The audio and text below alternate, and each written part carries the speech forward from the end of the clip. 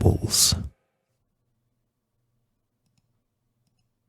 Hello everyone and welcome to this special Saturday night edition of the Uncuckables. The reason we are on air tonight instead of our regular Thursday is because the XYZ conference was in the Uncuckables time slots throughout Monday to Friday and was on the Uncuckables channel until YouTube decided it didn't like some of the speeches, which is why the Uncuckables is now on the Unshackled channel. We'll be able to live stream our regular Thursday night show this coming Thursday, but the reason this is a Super Saturday show is because the Eden-Monaro by-election results, the votes are being counted now. It is 8:10 Sydney time, which means the polls are being closed for just over 2 hours now, so counting is well and truly underway.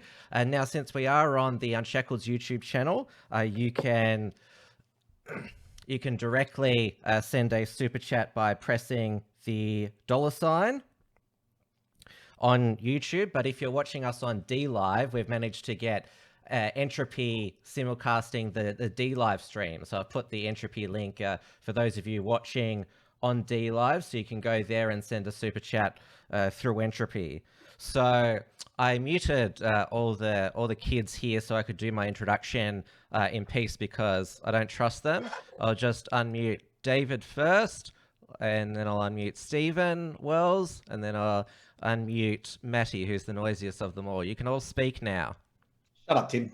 I could speak. I could speak before Tim. Actually, I unmuted myself, but I just kept quiet because I'm a good little boy. No, I'm the host of this Zoom meeting, so I can put you in mute, or I can put you in the sin bin.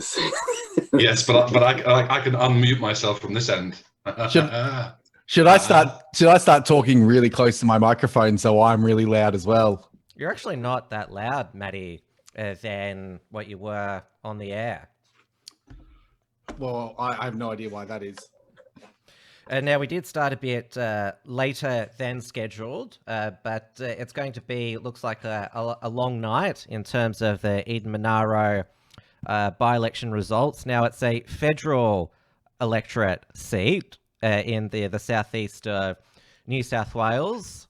And I've got the map here. So it basically surrounds the Australian Capital Territory there. It's known as a bellwether seat because it goes normally with whoever wins government, but Labor has held it more than the Liberals lately with, well, it's a cliche in politics, their popular local member, Mike Kelly. I'll see if I can make that a bit bigger there. Yep, so it takes in the Bega Valley, takes in Cooma, and all these other places. They look like Aboriginal names, so I can't actually pronounce them, I'm afraid. Nobody can pronounce them, Tim. And people in the live chat have already noticed that Matty's door crack is back. The wooden door, the famous wooden door.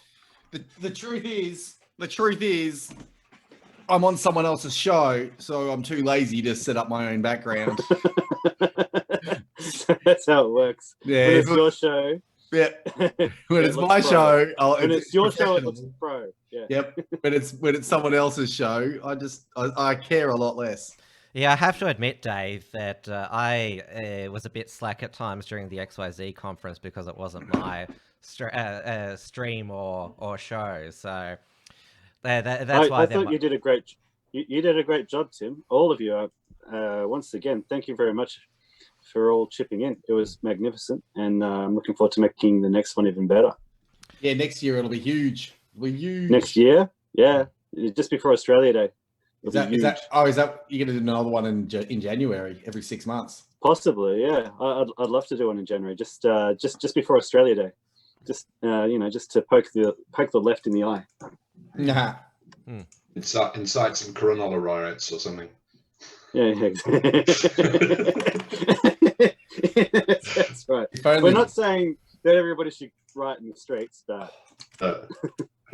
Now it is a Saturday night, so we are getting on the beers or the alcoholic beverages. I've got mine here. I'm not drinking.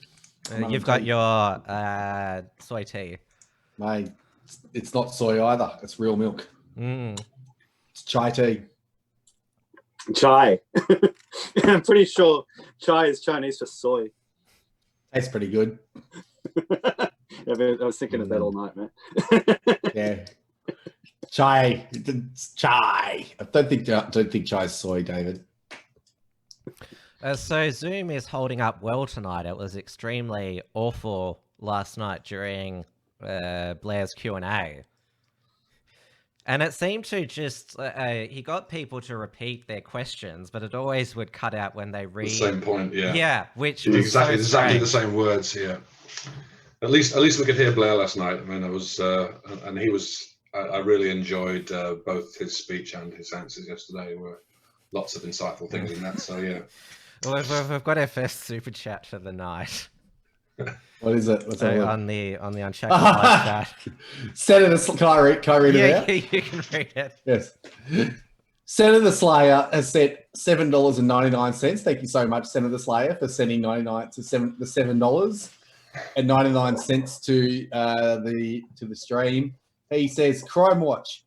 Peter Grace had bondage material and nappies sent to his flat. Police are investigating. Peter Grace is blaming Dia Erickson and you, Tim. Wow, that's quite. People are giving him free stuff. I know. I would have thought a free set of nappies is exactly what he wanted. Well, that'd be a very weird police investigation. Nothing's taken from you. Something's given to you. Yeah, they're sending me presents, Your Honour. What are they doing?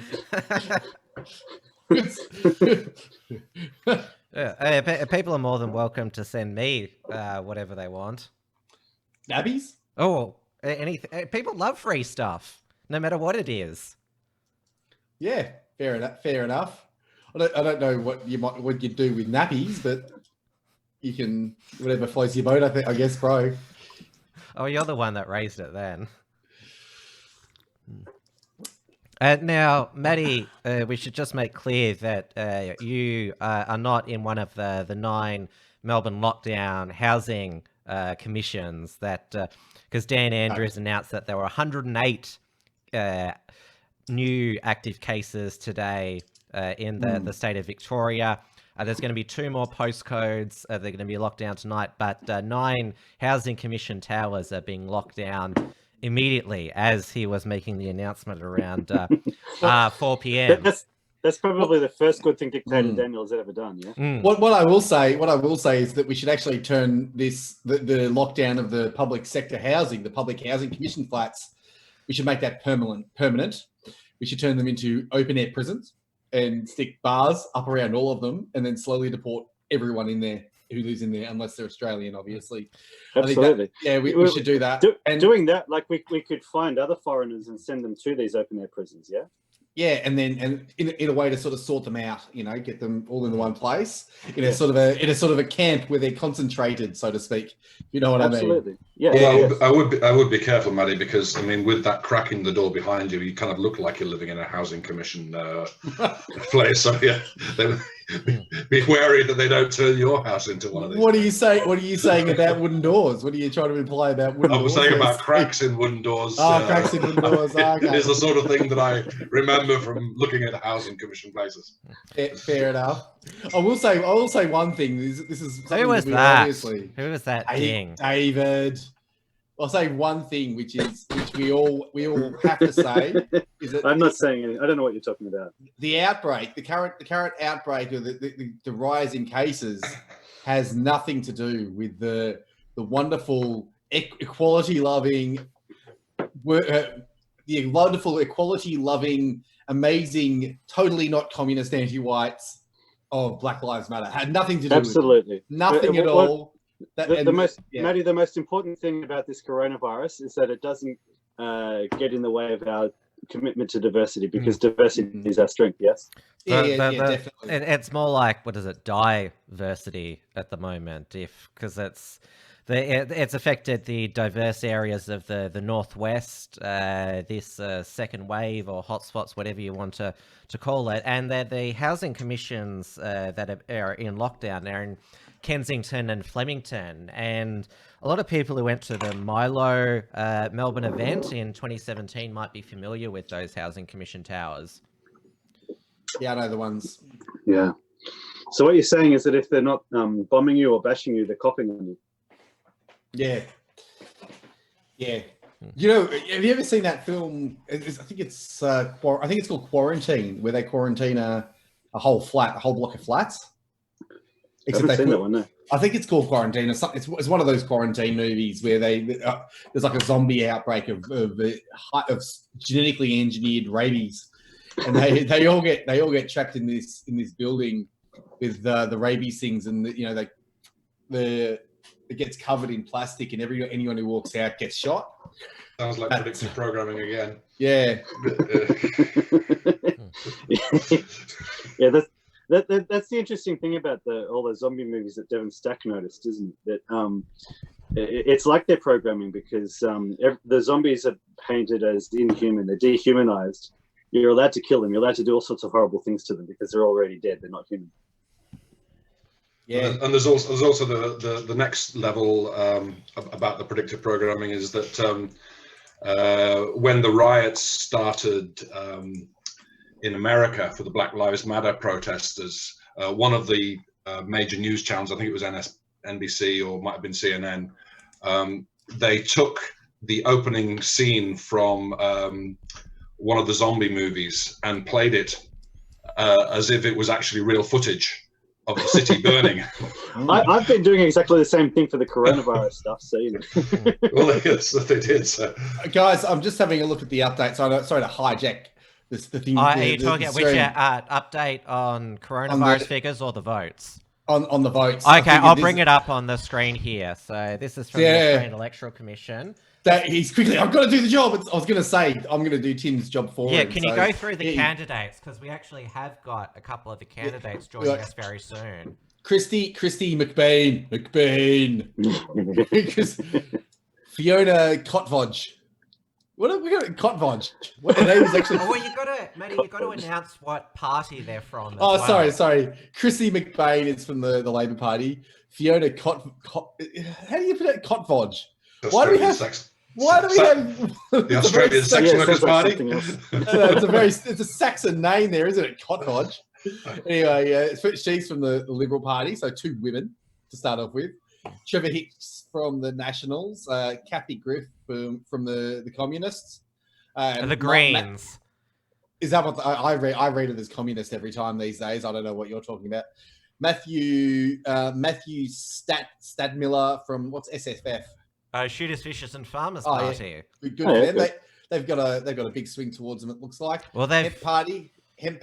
Michael Balderstone, Karen Porter from an Independent, James Jansen from the SCP, Joy Angel from the SAP, Dean McRae from the Libertarians, Ricardo Bossi from. My mate Dean. That's who we're talking about, isn't it? James Holgate, Independent, Matt Narell Story, and Jason Potter. Good work, Matty. Now I can read. Now read the votes. Now read the votes. Well, McBain is on 36.3% of the vote so far. After she has nearly 15,000 votes, but that is a swing away from Labor of 4.2% so far, which is an interesting one, seeing as they held it by only 0.9% apparently in the last election. And Fiona Kay, I'll call her just Fiona Kay, because I'm not sure. Kotvodge. Kotvoss. Okay, Kotvodge. It's spelled Kotvodges. It's actually spelled Kotvodges. Kotvodges. Cat badge.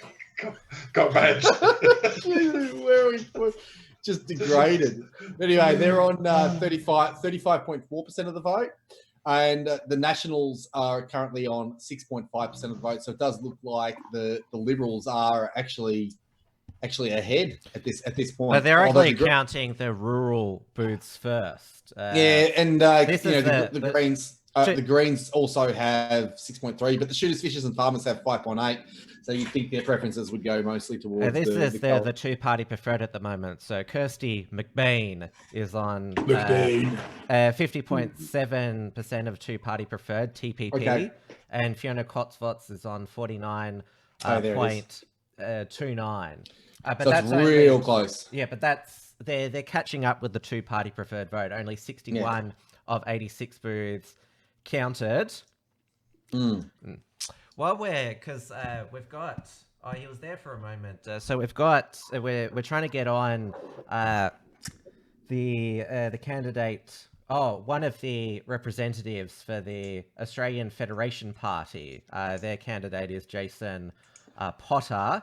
So we're hoping to have the chairman of the party, Glenn O'Rourke, on. And later on, we're also going to be on the ground coverage and report from Dougal Cameron of Carnage House Productions, Joel Jamal, who is just a social media personality. His name recognition should filter through, and Ricardo Bossi, it says he's independent, but Australia One party. He could only run as an independent because the Australia One party is not registered. Do we want to have a look just before we try and bring Glenn in at the figures here for the COVID in Victoria?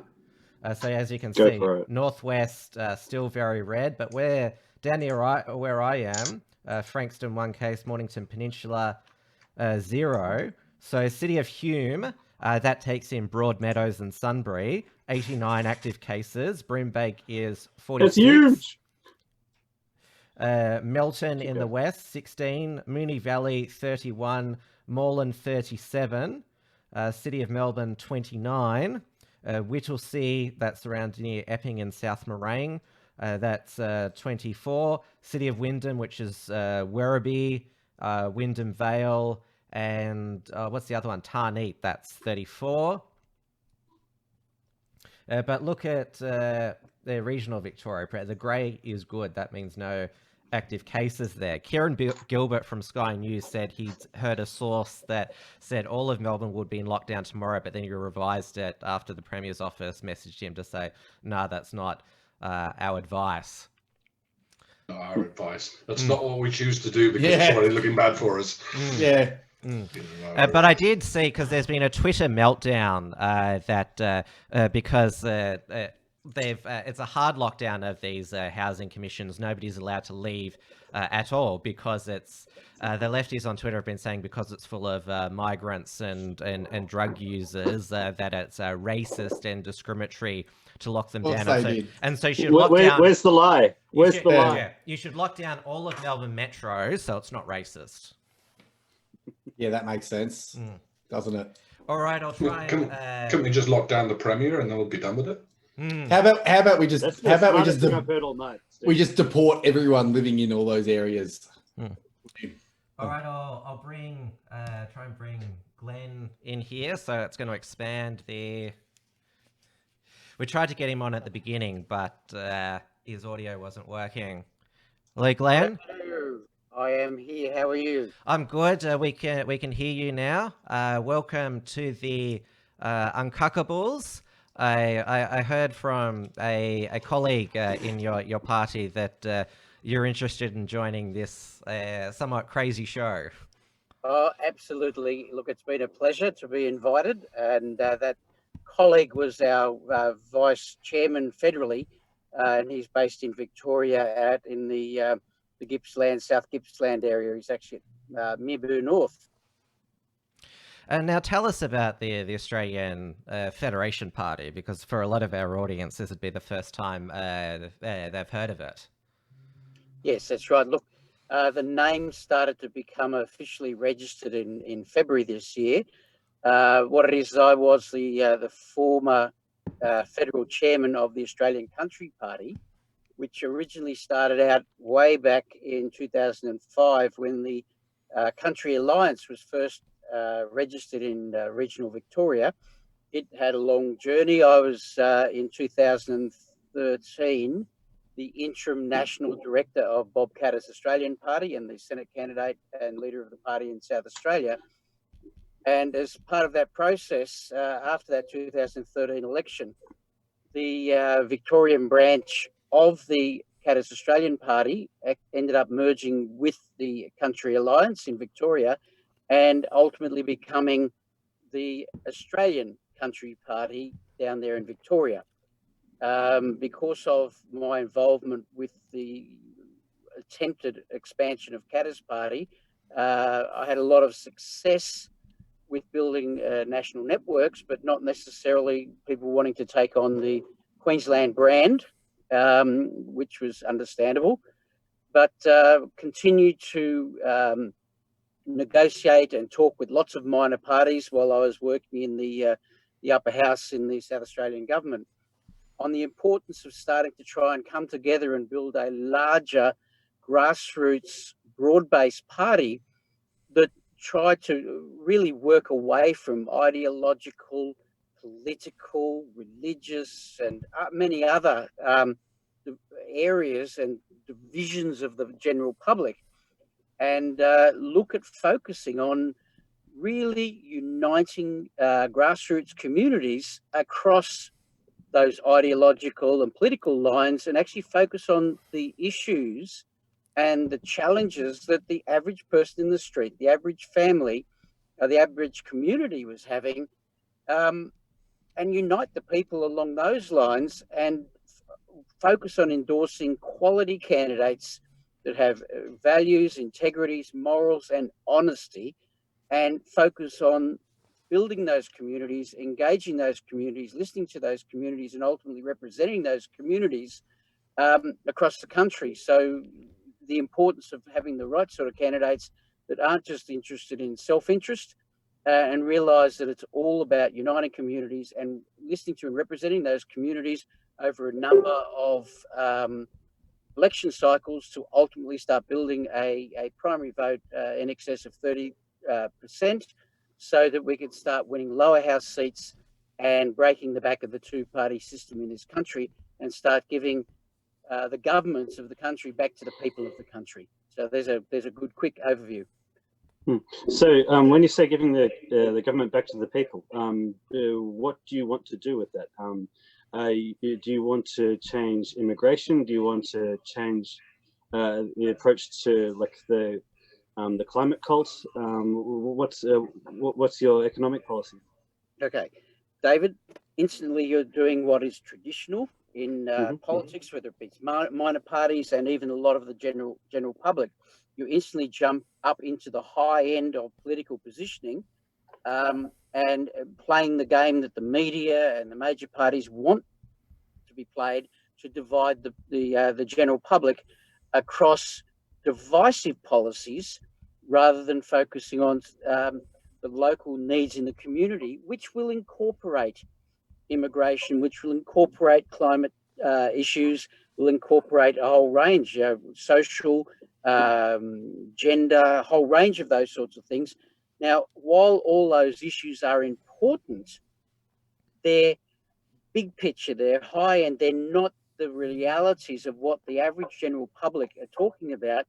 And so you said, what are we focusing on? We're focusing on letting the people and giving, what I mean by giving the governments back to the people is at the moment the only time that the political parties engage or even speak to the people is at election time to get their votes, and then once either side are voted in, they then just continue to do what they want, continue to do policies that aren't necessarily in the interest of Australia or Australians.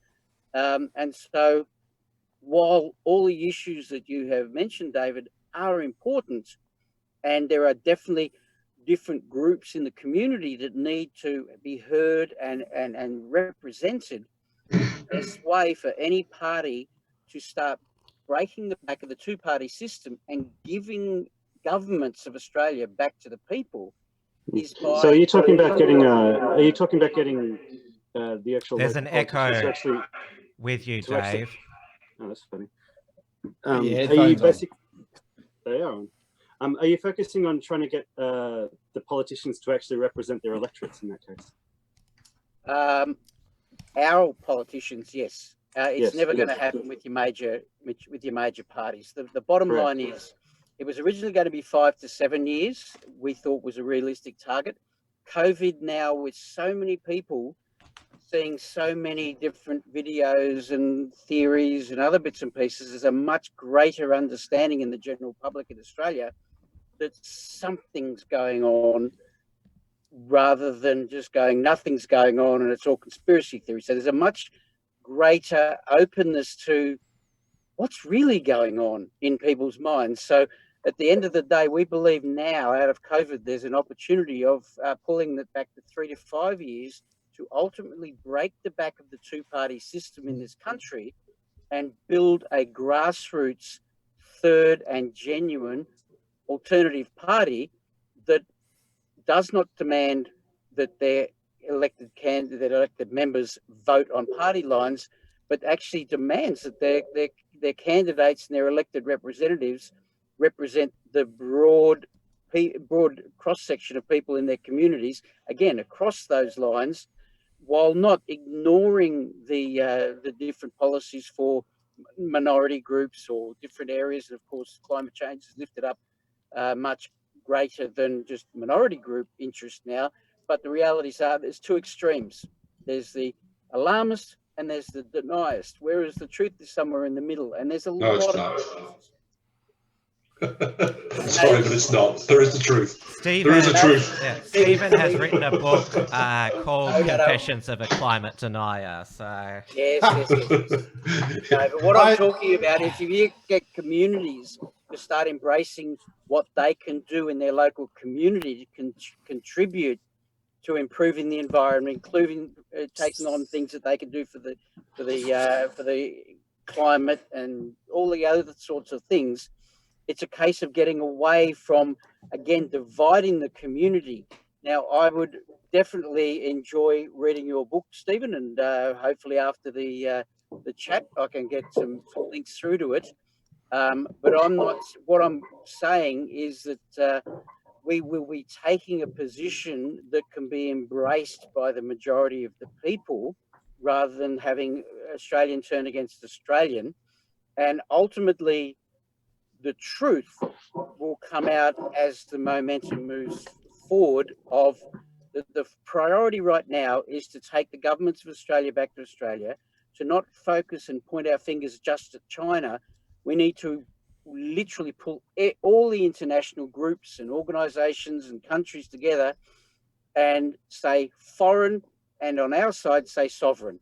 And we need to be rebuilding manufacturing. We need to be rebuilding jobs. We need to find ways of reducing the cost of living, the cost of electricity, access to jobs, and significantly rebuilding our manufacturing industries in Australia. Like one of the major projects that has the ability to completely reposition Australia back to the third or fourth largest steel manufacturer in the world is the Iron Boomerang project, which most Australians don't even know about. And it's a rail to link the iron ore fields in northwestern Australia to the coal fields in northeastern Queensland, and build two major iron manufacturing plants at both ends of the rail, and produce steel slabs there. And on the back of that, there's already plans and discussions behind the scenes with other major steel companies to build major rolling and pressing plants in Australia as well, so we can start manufacturing a lot of our own Australian produced steel slabs and create steel products in Australia. Now, obviously, do you think we can reduce regulation on the electricity industry to make electricity cheaper? That'll actually give manufacturing a boost as well. Oh, look, I think that is an absolute commitment that has to be made.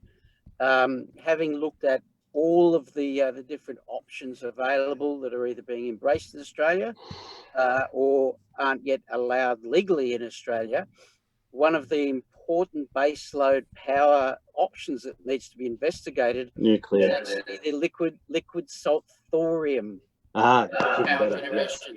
Yes. Now, a lot of the anti-nuclear movements will obviously jump up and down saying, oh, it's nuclear, no, we can't have it. But the realities are, anyone who can present a proper argument and get the nuclear name out of it, because there's fission and there's fusion. Leading up to World War II, and just prior to that, thorium was the number one focus for power generation around the world. But the key world governments shifted over to the current atomic power that was done because one reason only, and that was that it had the ability to weaponize the uranium and create nuclear weapons. The thorium process was not, it could not melt down and would not create the problems we've had with Fukushima, the problems in Russia with Chernobyl. If they were thorium generators, they would have just stopped working. Okay, I do have a question sort of running. What's that echo? Is that you, David, or is that someone else? It's not me. Maybe, is it you, Stephen? No.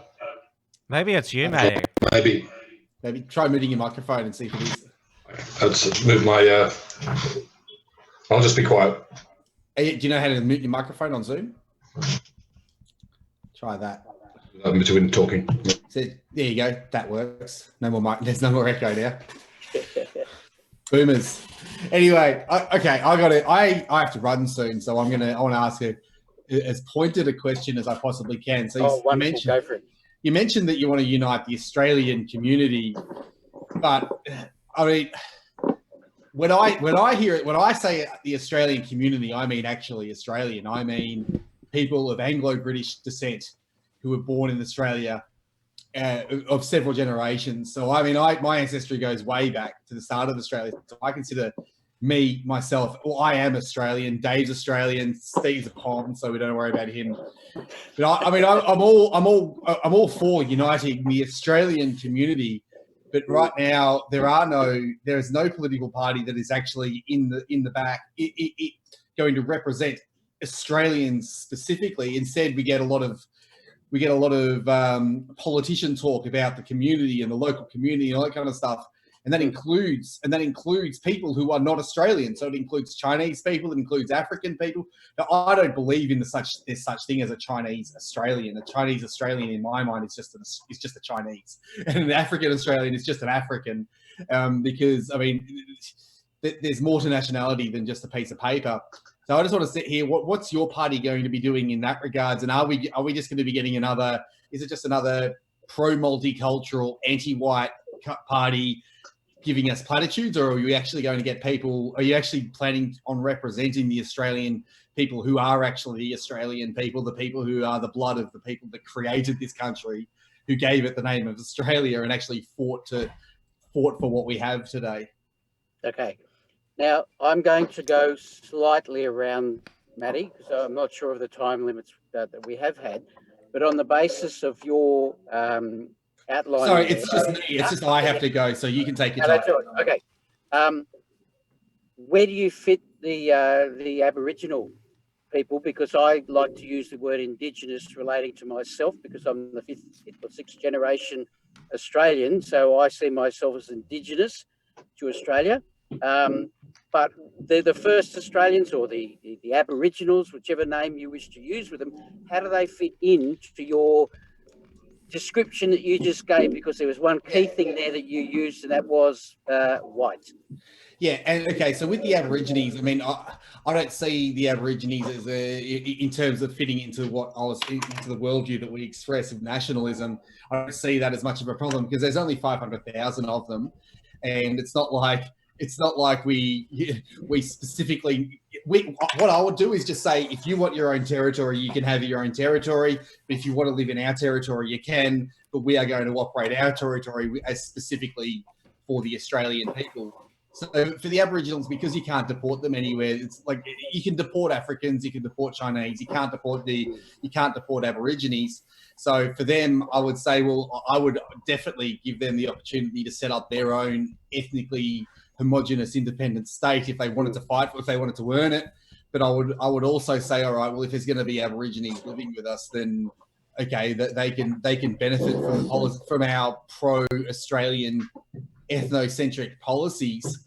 So I see the what about the Aboriginals question as simply a distraction. We can sort of it's one of those, we can cross that bridge when we get there. Aborigines aren't a threat to our existence. The flood of Indians, Asians, Africans, all these people are a threat to our existence. They're a threat to our country. They're a threat to everything that we hold dear. So we need to focus on the big threat. Aborigines, I'm not going to, I don't wish them any harm. Obviously, I don't want to hurt them in any way. But I mean, if we can resolve the other problems, we can come back to discussing the Aborigines. Yeah, the only reason was that you were trying to define Australian on the basis, and I wanted to, of course, you hadn't mentioned them, whether you were going to incorporate them or the Aborigines, what I'm talking about, into the definition of your Australia, or are they excluded on the basis that we can't get rid of them, but we've got to turn around and find a boundary and put around where we're going to move them. What I would say is that Aborigines are not Australian people. They're not Australian people. They're Aboriginals. Like they are ethnically Aboriginal. I'm ethnically Australian. Now, in regards to the political solution between these two, between our two nations, because that's what they are. It's the Aboriginal nation, and then there's the Australian nation. A nation is a people. I can't go into depth to it because Tim told me I'm not allowed to. Certain religious things that I'm not allowed to talk about. But anyway, I see a nation is a people. Aboriginals are their own nation. They are their own people. I believe that they should have. I want them to have their own ethnically homogenous independent state, which is just for them. Obviously, that's not. That's an ideal solution. Obviously, we can't just click our fingers and have that happen. But again, the main point of the question was that there are people advocating for Aboriginals, or at least pretending to. They don't actually, but they pretend to. But there's no one advocating for the Australian people. There's no one turning around and explicitly stating that Australian is an ethnic group. We are an ethnic group, and they are going to represent Australian people as an ethnic group because we have ethnic interests as well as the same as every other ethnic group. Yes. So really what you're defining Australia, for your perspective on the question, is pretty much going back to the White Australia policy and working yourself around the Anglo-Saxon European core of the Australian settlement. I call it the Australian policy, and it is the founding principle of our nation. So I think that you can't Australia that's not. I mean, I don't like the term white. I mean, I use it because it's convenient, but I don't use it. I don't like the term white because I like to think in ethnic groups. The Lord thinks in ethnic groups, so I think in ethnic groups. So that's the way I define it. But I mean, if you want to use the term white just to make it easier for yourself, that's fine. But Australia was founded specifically as an ethno-state for British people. Obviously, there were German people here already. So Anglo-Saxon Celt is the definition. Is the Anglo-Saxon Celt is the ethnic, like the sort of group of ethnics that I would put as Australian. So it's basically all British people and Germanic people as well, if they have enough Australian grandparents. So you can call it white, but Anglo-Saxon Celt works as well. I mean, unfortunately, we have Greek friends, but I don't consider Greek people to be Australian. Not first generation anyway. Third generation, yeah, sure, if they've bred in. But yeah, that for me, a nation is always going to be an ethnic group, because a nation is an ethnic group. So we have to think.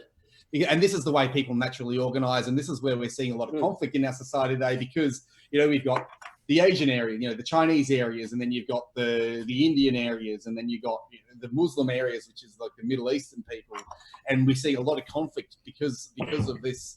What was sold to us as a multicultural utopia, but they forgot to tell us that diversity plus proximity equals war. They forgot to tell us that. So I mean, what I would like to see is a political party or a political movement that would actually represent the interests of the Australian people.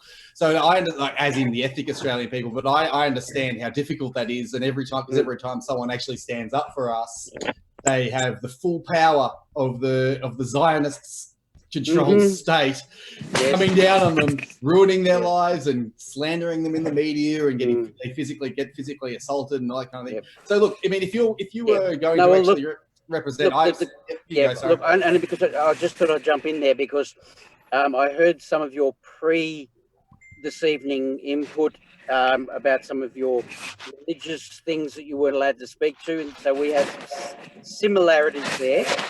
The understanding of the Zionist Jews as opposed to the traditional historic Jews. I'm aware of what's going on there, and I'm conscious of just not getting into too much detail. But the key thing is, one thing you said there was your Greeks that were second or third generation who are Australian citizens. They've been assimilated, and they're in. When we start looking at Hydro, there were significant Polish people that came in to work on that program, and there's now third and fourth generation Polish that have come and are now Australians. In the early days of the gold rush in Victoria and around the country, there was significant amount of Chinese that pre the communism and everything else. There's significant numbers of Chinese and other nationalities that came in and are now third and fourth generation Australians. So that's why I'm just being careful because. So the thing is, I wouldn't consider. Let's say a group of people have come in and they're Polish, yes, and a Polish person marries another Polish person, and then their children marries another Polish person, and then their child marries another Polish person. I would never consider those people to be Australian, not ever, because when I say assimilated, I mean a Polish person. Let's say a Polish couple comes here and they have a Polish kid, and then their Polish kid marries an Australian, and then their kid marries an Australian. Then that would be Australian because they've actually integrated into our ethnic group. But if it's just if they're still ethnically Polish, then they are still Polish. Just as if someone's still ethnically Chinese, they are Chinese. Or if if a Chinese person marries an Australian, their children would be half Australian. So I would actually go so far as to say that these people can never actually get an Australian citizenship until the third generation of children. That's what the Bible says should happen for citizens. So they should take 3-4 generations before they breed in and become citizens. So I mean, Maddie, my kid will be an Australian then.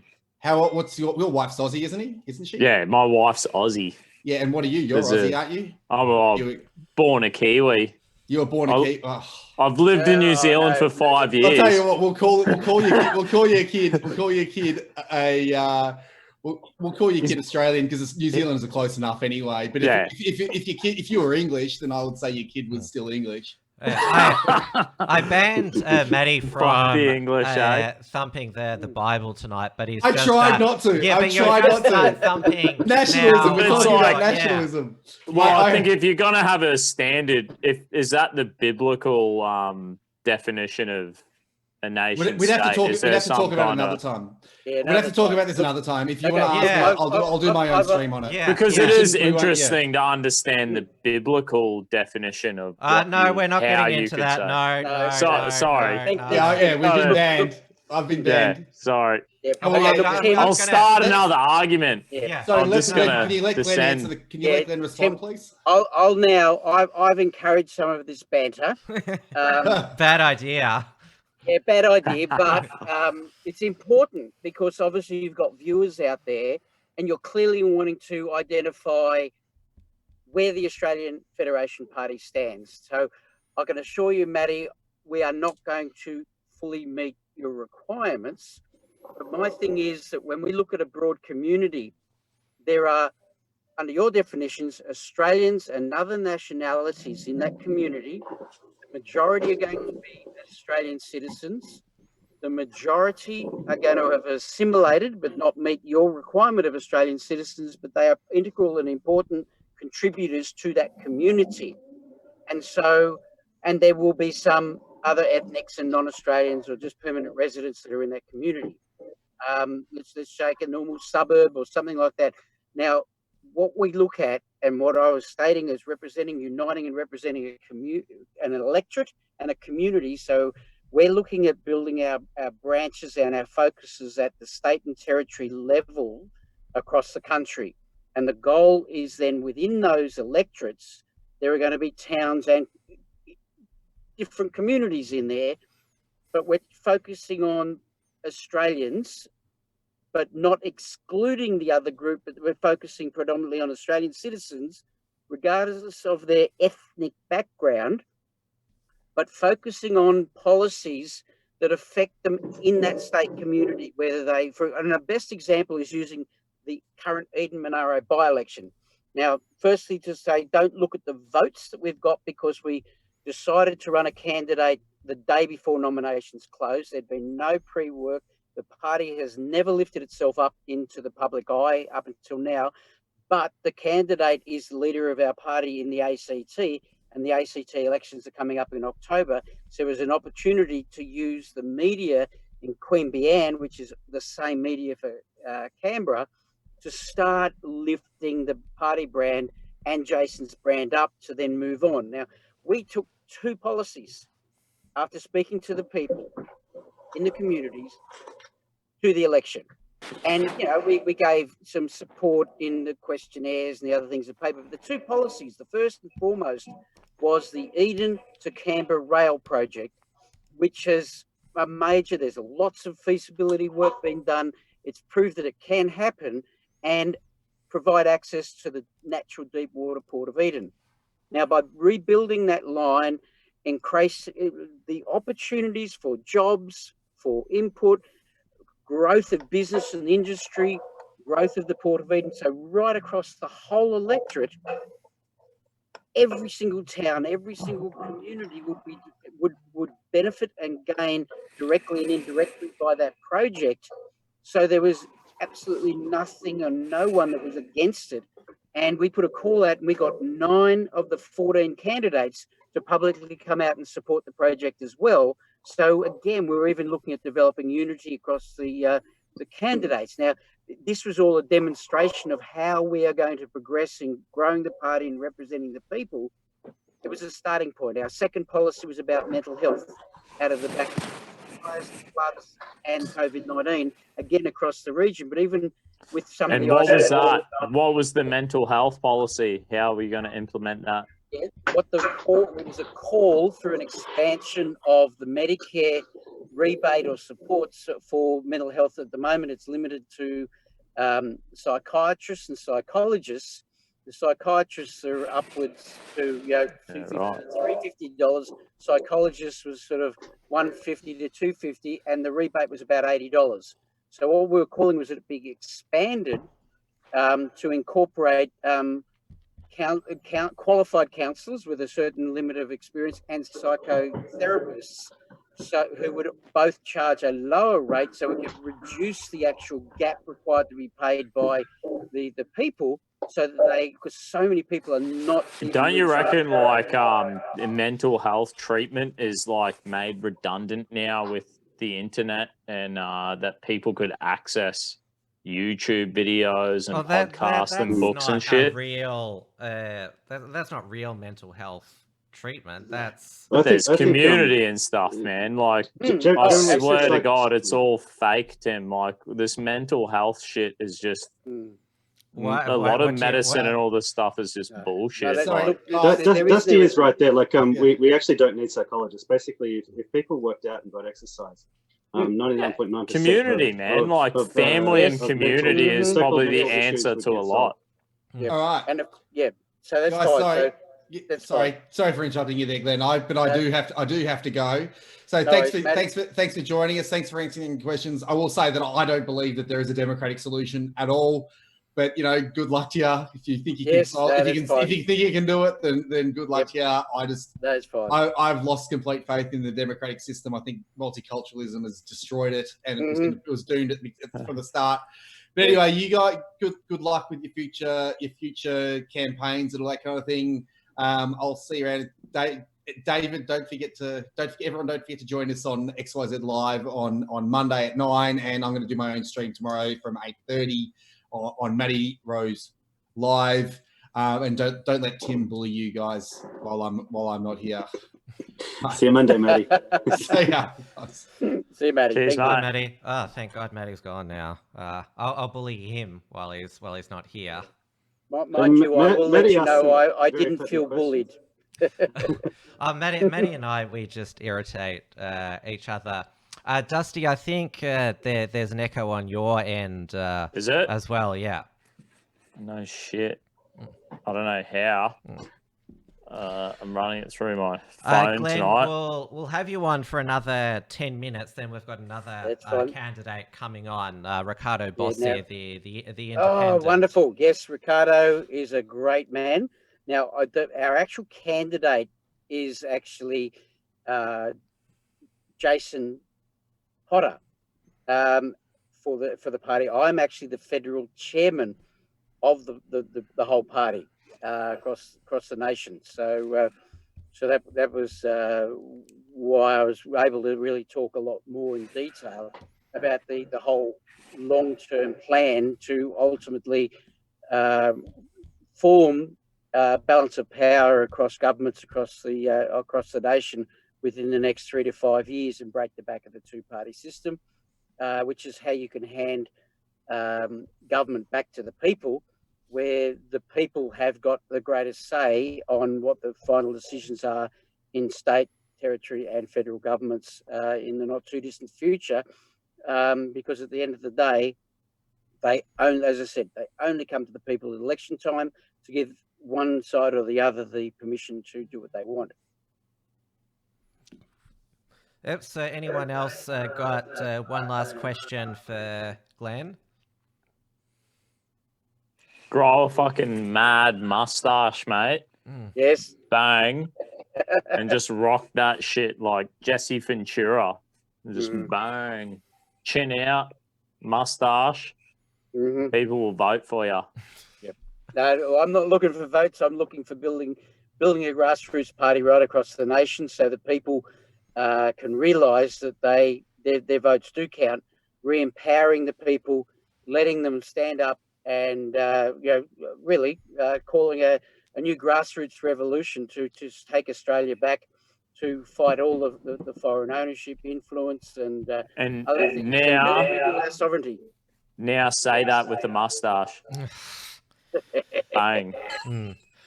Before you do go, Glenn, we'll just go through the final vote tally, well, as it is at the moment. At the moment, yep. Yes. We'll do a final take before you go. That's no worries. Now, I think I would expect that we will probably be coming last because we never really did much of a grassroots campaign. It was mainly social media and media releases.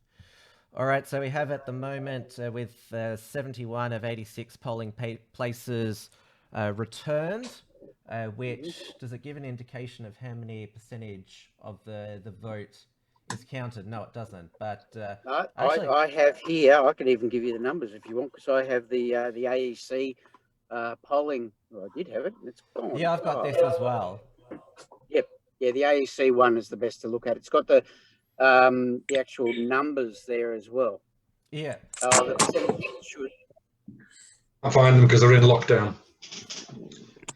Well, they've got they've promised the Electoral Commission to have COVID-safe voting and counting and scrutineering, which is just sort of sounds like buzzwords to me rather than do they have special counting gloves on? Have you heard anything from the ground there about how it's COVID safe? Oh, look, not taking place in Victoria. Who's speaking there? All I've heard in recent times, the reason that the pre-poll and postal and the bigger polling booths are taking longer is because of the challenges with the separation. Of course, when there's a question that a vote is informal, that's when the fighting starts. And it's hard to fight over it. They've got to pass it around, and rather the old days, everyone would just lean over it, and whoever could get, the best noise.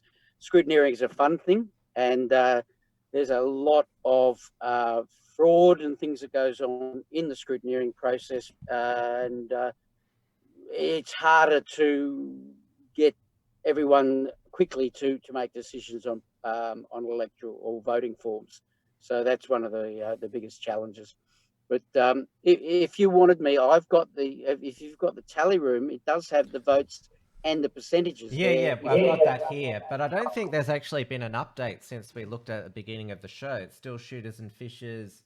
They're on around about 5.8. Science Party 1.26. Marijuana Party 3%. Independent James Holgate. Do you know where he stands? He ultimately is a lefty. Okay. But he's more of a centre left than he is a full lefty. But yeah, so he's on 2.67 at the moment. Obviously, Trevor Hicks from the Nationals, he came and supported at the media conference at Queanbeyan Station the Eden to Canberra rail, which then continues on to the inland rail. So there's huge opportunities for that region. Then you've got Liberal Democrats, Dean. Obviously, he's a good man. He's more of a libertarian, so supports a lot of the things that we do and the people, but obviously has more of the left wing of the Liberal Party's sort of philosophies of the libertarians, which is where they ultimately got the Liberal name from. And it's more a case of small government and let everyone do whatever they want to a certain degree. Joy Angel. Personal responsibility. Yeah, that's right. So Joy Angel, Sustainable Australia Party, obviously their big push is sustainable development, and underlying is reduced population, remove immigration. We know the Labor. Yep.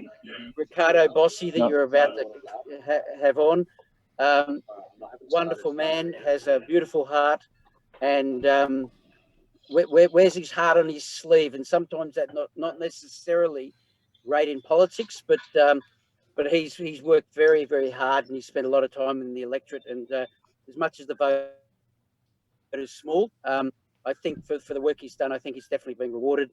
Karen Porter, definitely a lefty. Kathy. Who's doing the talking? Glenn O'Rourke, the federal chairman of the Australian Federation Party. Kathy Griff, being a councillor in with the Labor member, obviously a Green. Narelle Story from the Christian Democratic Party. Obviously, we know the history of the CDP. And Jason Potter is ours. And, a smaller vote, but the goal was to lift the party and Jason's profile up in Canberra through this campaign. So yeah, there you go. We won't know, I think, until later this evening, because it seems to have been frozen now, the count at the moment. But thanks for joining us tonight, Glenn, and letting us know a bit more about the count's frozen. They're trying to restack the dodgy votes. Right. Yes, that's right. AC. Yes, I'm not sure. Oh, there we go. I couldn't find. There we go. I'm back. Hi, Ricardo. Good to see you. Oh, I didn't realize I was on. I thought that was a private comment of the guys. No, yes, the AC is not the least bit corrupt. It's a reputable organisation that never gets it wrong, except according to a few books that were written over the last 2 decades. But other than that, they're good people. Oh, the AEC are. It's just the people that work for them.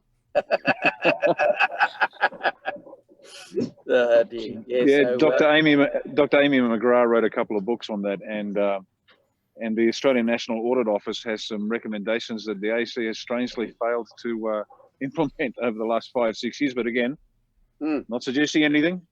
Yes, and I'm sure that our friend Lex, that we're both friends of, you've heard a lot of his little stories and things as well.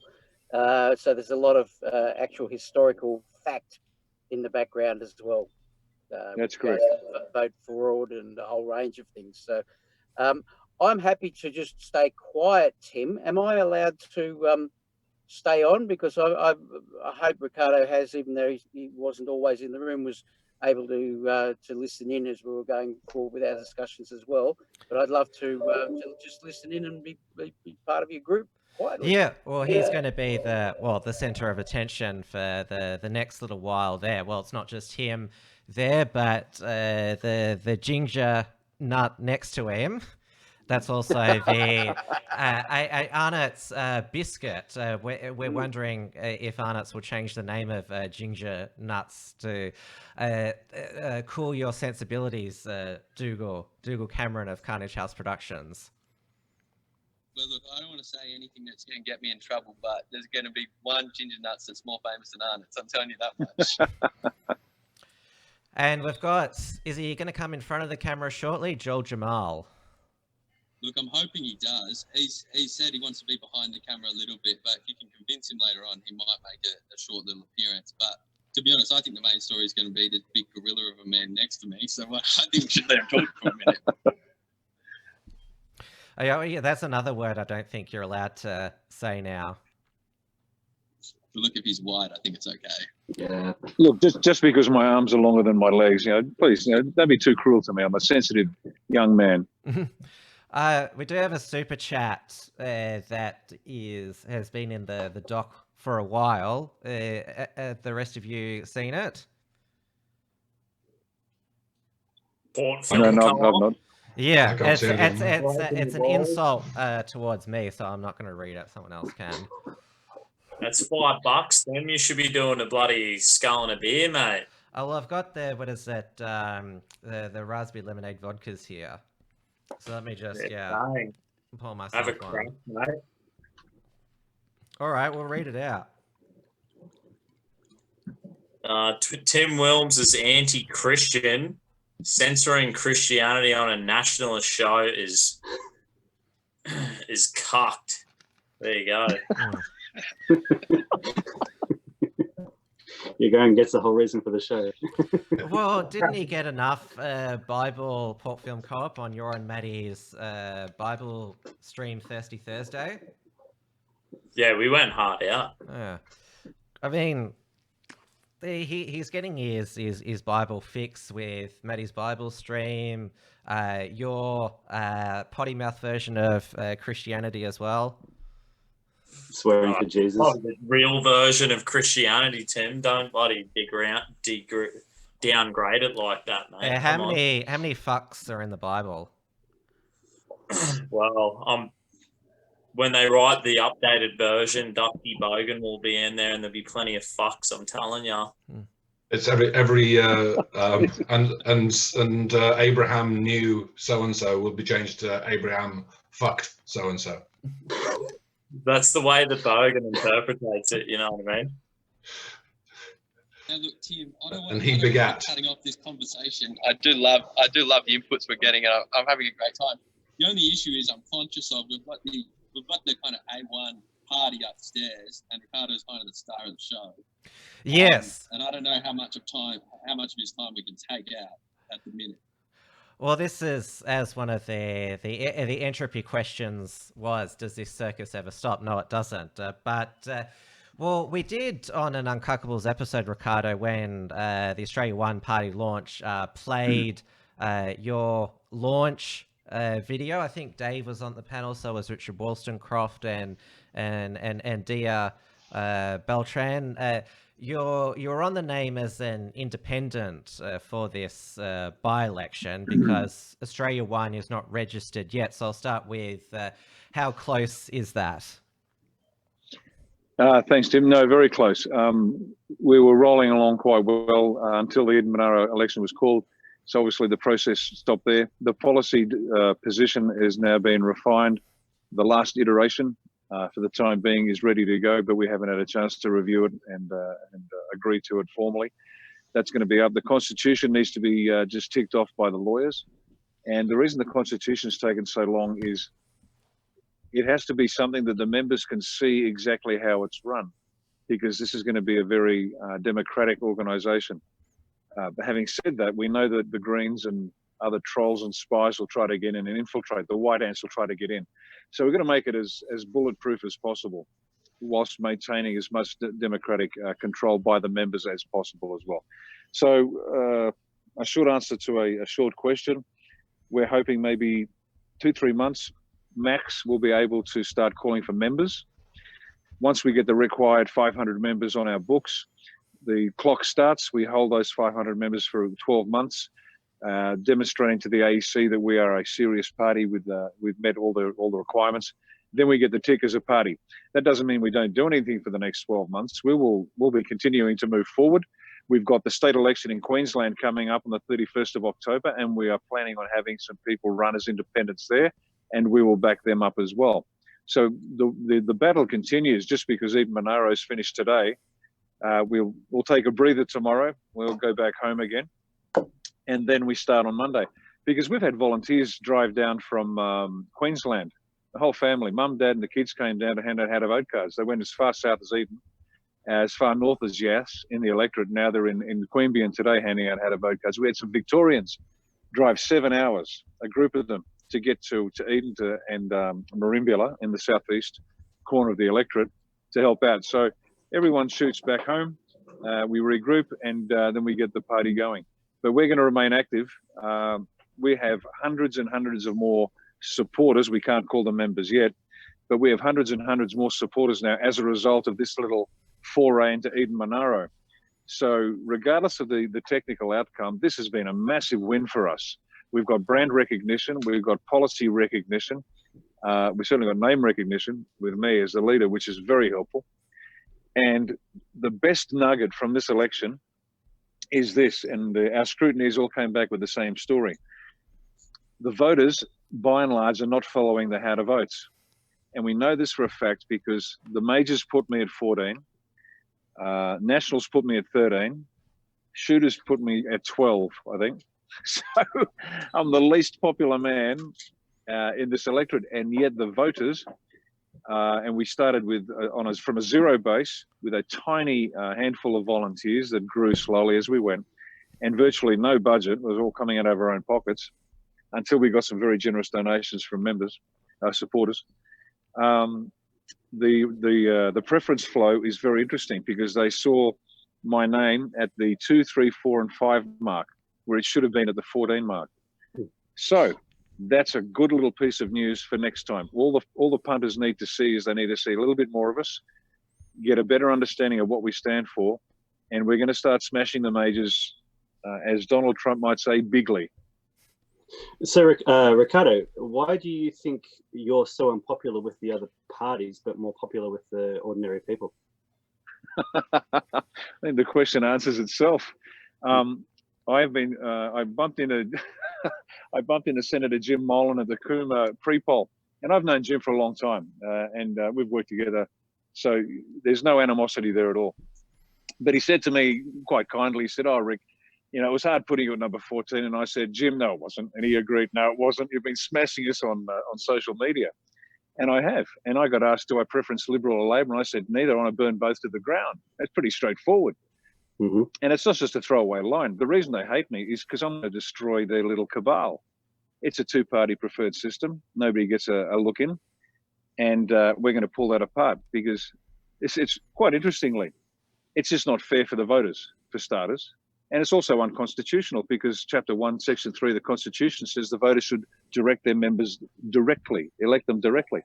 But the party puts a filter, which is unconstitutional. I'm not going to fight that. That's just a nice little technicality. But what they like about me is I talk straight. I don't prevaricate. I've got a position. I tell the truth. I stick to the truth.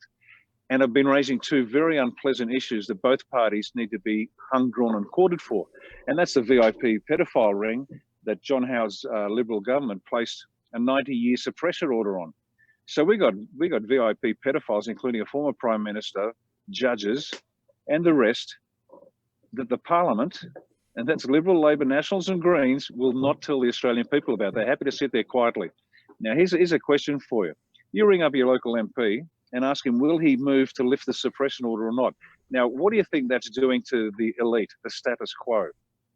They're terrified because the whole house comes tumbling down. Because the reason they all stay in power is they've all got dirt on each other. They never really call each other out. They just protect each other because it's a game. It's a shell game. You get in this time, I'll get in next time. They all look after each other. But we're about to destroy that because we don't quit and we don't think this is a joke. Politics is a grim business. This is serious. There's nothing more serious. And you can see the impact of this corrupted parliaments around the country moving beyond their constitutional limits. Everything that Dan, the man in Victoria, is doing is unconstitutional. Everybody knows it. And yet you've got Scott Morrison up here blowing smoke up his skirt. Give me a break. We're not stupid. It's wrong. It's illegal. And it's just stupid, illogical. You don't quarantine the healthy. You don't quarantine a suburb. Give me a break. Please. This is wrong. The people know it and they're starting to push back. Australians are pretty relaxed. We'll take a hit for the team if we have to because, you know, let's give everybody a fair go. But you push Australians too hard and they're going to push back bloody hard. And they're now getting to that point. And we know that the Socialist Republic of Victoria is the vanguard for all the socialist plans that they have for us. And if they can do it in Vic, they'll move it into New South Wales and everywhere else. Well, no, that's about to be turned around. Now, this is going to take some time, but believe you me, the Liberal, Labor, Nationals and Greens will cease to exist as forces for anything in the next few election cycles, because the people are going to tell them to go to hell, and they deserve to go to hell. So, Ricardo, so are you saying that the two main things that separate you from the other parties are you're actually prepared to call out basically the pedophiles who are running not just our nation but the nations of the West as well, and basically the sort of tyranny that we're seeing from governments all across the West, and particularly here in Victoria, with regards to the coronavirus? Or do you think there are more positions that your party takes which separate you? So you know where I'm coming from. I'm asking a leading question here. What's your position on immigration, and do you think that has an effect as well? Of course it does. But let's go back to the pedophile thing. That's the tip of a very ugly iceberg, and it is international. We know that. We know what's going on in the US. It'll be revealed over time. We'll start to see exactly what's happening over there. Australian people will be shocked. But that's just, as I said, the tip. They are degrading this nation at every possible level. Let me take you to another one: full-term abortion. And I get beaten up for this. This is amazing. It never ceases to thrill me that I just tell the truth, and people get angry at me for doing so. And I say, look, I'm just a piano player. Don't shoot me. But they'd rather shake their head and pretend it doesn't happen. But Gladys Berejiklian, good for nothing Gladys, introduced full-term abortion just after the last election. She snuck it through.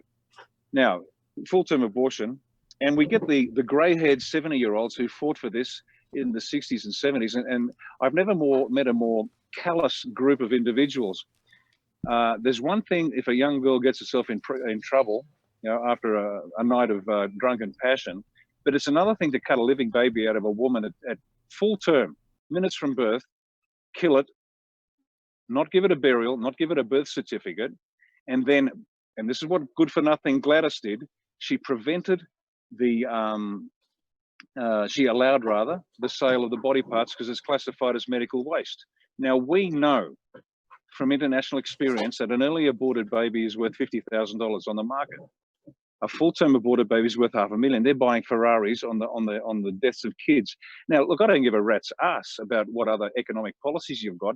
If we have a nation that kills babies, and Scott Morrison knows it, and Albanese knows it, and that dope that runs the National knows it, and the guy in Victoria banned that thinks that sexting kids is a good thing, he knows it, and no one's saying a word. So why do you think they're scared of me? Because I'm calling out the soulless crap that is destroying this nation. And that's just on moral issues. You want to talk about that heartless bastard Morrison? He's putting nearly $250,000 fine on people who import vaping products. Well, these suckers right here, that fine was coming from me. Send it in the mail, Scott. Right. So here we go. We've got mentally disabled people that smoke like trains because it gives them relief. And I smoked for 30 years, right? And so he puts this in, he slips it in at no notice. And now you've got these poor people on their disability support pensions. They spend all their money on overtaxed cigarettes. It's going to give them emphysema and lung cancer. But the jerks in Canberra don't care. So I can give you a chapter and verse. Why do they hate me? Because the game's up. They're done. They're busted. Everything they touch turns to crap. That's it. We can just keep going all bloody night. If the people of Australia knew what Morrison and Albanese and the other two parties were up to, they'd be up here with torches and pitchforks. And what's your immigration policy then? The immigration is easy. The center of a nation of its culture. That's it. It's its culture. I don't care whether you're black, white, or brindle. I couldn't give a rat's. It makes no difference. It's only the Labor left Greens that have this obsession with skin color. The rest of us don't. Put me in the sun for more than a week, I'm blacker than Ace of Spades. But I can tell you this. Don't you think culture is race, essentially? Like a culture. No, you break it. No, please, no. But break it down into a constituent. Yes. Break it down into. Culture is basically it comes from your race. Like you don't have Africans making European culture. You don't have Europeans making African culture. What's at the center of culture? Our culture. What's at the center of culture? What's the constituent part? Because you've got culture is informed by geography. Because if you've got water, that informs your culture. If you don't have water, it informs your culture. So there's geography as part number one. Then you've got language, because language informs your brain, literally the neural nets. And that's why you've got certain languages which are so blunt and monolithic almost. The culture reflects that lack of subtlety. We have a language, English, for example, and this is just, I haven't got to the heart of culture yet, but you got to, maybe you're reading the book. Where does English come from? English comes from the English people. Like, English doesn't come from another people. You can't migrate a Muslim into Australia who believes in Sharia law and give them democratic vote and expect them to not vote according to their traditional culture. Now you're getting to the point I was getting to. When you migrate people and you give them a democratic, you introduce them in a democracy, you give them a vote, they become individual in our culture, because that's what we do. We value people as individuals. But if they have a traditional culture that doesn't respect Western values, as a Christian people are going to vote for Christian values. If you immigrate atheists or Muslims, they're going to vote for Muslim values or atheist values.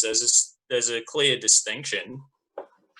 There's more aspects to the whole thing. When you're talking about a democracy, you can't just say, this is the way it is. Well, no, if we migrate Christians, if we migrate Muslims, we're going to see people voting according to their traditional culture and our traditional heritage.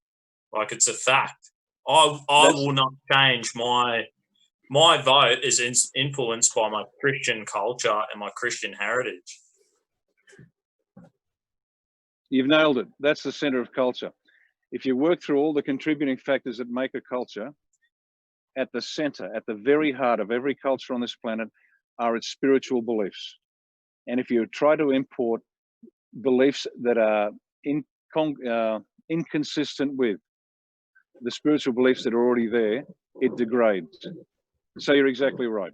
So again, it's not a color issue and it's not an immigration issue, it's a cultural issue. You can bring in white people. I'll give you an example. Color's got nothing to do with it. Tony Jones, ABC, Tony Jones, in my opinion, trash. I wouldn't import another Tony Jones at all. We don't need any more like him. I don't like the guy. I don't like the way he thinks. I don't like what he does. I've got some great friends. They're Ghanaians. They're Ghanaians. They're Christians. Brilliant. It's not a color issue. It's a culture issue. And at the center of culture is religion. It's as simple as that. So that's not true. Like, so this color, it's a misdirection. What we're talking about here is blood. What we're talking about here is genes. What we're talking about is people who've descended from people who are like us for centuries. In this country, Australia was federated. Okay, got it. Yeah, okay. No. Okay. So this country was federated to. Well, we're talking about two different things. Now I understand the direction of the discussion. Dusty. Australia was federated to be a homeland for the white British subjects in Australia. That was the whole reason that we became a country. What we've had since World War II, we've had mass immigration, and we were never asked about any of that. Let's not have a debate now between Dave and Dusty on this, because Ricardo is the featured panelist at this time. We have got a couple of super chats. One from Senator Slayer for $2.99. Ricardo, what do we do with the small hats? Well, I'm not sure. Sorry, I don't even understand the question. What's that? Well, Dave, maybe you can, because I remember... I've got no idea what they're talking about, Tim. Well, I remember when we played the Australia One promo on the Uncuckables, Ricardo talked about Judeo-Christian heritage, and I recall that you took objection to it. I was talking specifically about race and why Australia was founded. That's the question that I want to be answered. Okay, how do you want to answer this, Ricardo? But I also think it is important about the cultural side of it. Dusty, I'm coming from my angle. Dusty, let Ricardo speak. Let Ricardo answer. So I'm having a blonde moment. We're talking about race versus culture. So skin color versus what we believe. You can't change what you can't change. What you're born with, you're born with. And to analyze something for something they cannot change is just ignorant behaviour. It's To not penalise ignorant. someone It's who we are. to you are, mate. To change to What do you take mean by someone that, for Ricardo? if you let me finish. Please go. You can't criticise someone for something they cannot change. You criticise somebody for something they can change and refuse to change. For example, if I think people with two nostrils are idiots, then I'm the idiot. But if I think someone who believes that you should beat up somebody because they believe a particular religion that doesn't harm you, for example, Okay, but I'm not talking about. there are religions that harm you.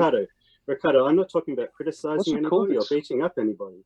What I'm talking about is being proud of who you are and being proud of your own countrymen, being proud of your people. Listen, mate, look, my background's Italian, but I hear the school of a Scottish bagpipe and march the British Grenadiers. My God, I'm 2 inches taller and my back's ramrod straight. Seriously. I shouldn't be here according to your theory. Give me a break. Can I ask a question in terms of future immigration? Because at the moment we're getting a lot. We're getting, I think there's 200,000 plus people in a year. Just to diffuse the argy-bargy going back and forward, and trying to find, if there is any common ground at all on the immigration issue. Do you believe that the numbers are too high? Would you advocate for drastically cutting all immigration? I'm obviously assuming you're not going to, from what you've been saying earlier, that you're not going to discriminate based on any ethnic traits. But would you agree that there has just been way too much immigration all around, which is giving rise to all of these people with separate cultures coming in? Because you really can't know what a person's thinks or believes until they're here, and once they're here, it's kind of too late. Exactly right. There's two parts to this. The immigration debate. First of all, there's just the mechanics of it. Immigration should be stopped dead now because we haven't got the infrastructure. It's as simple as that. Just stop it. Now, if you want to bring people in because there are needs, then we have examples from overseas. Let's say you need 15 doctors that you can't replace it. Great. You bring them in.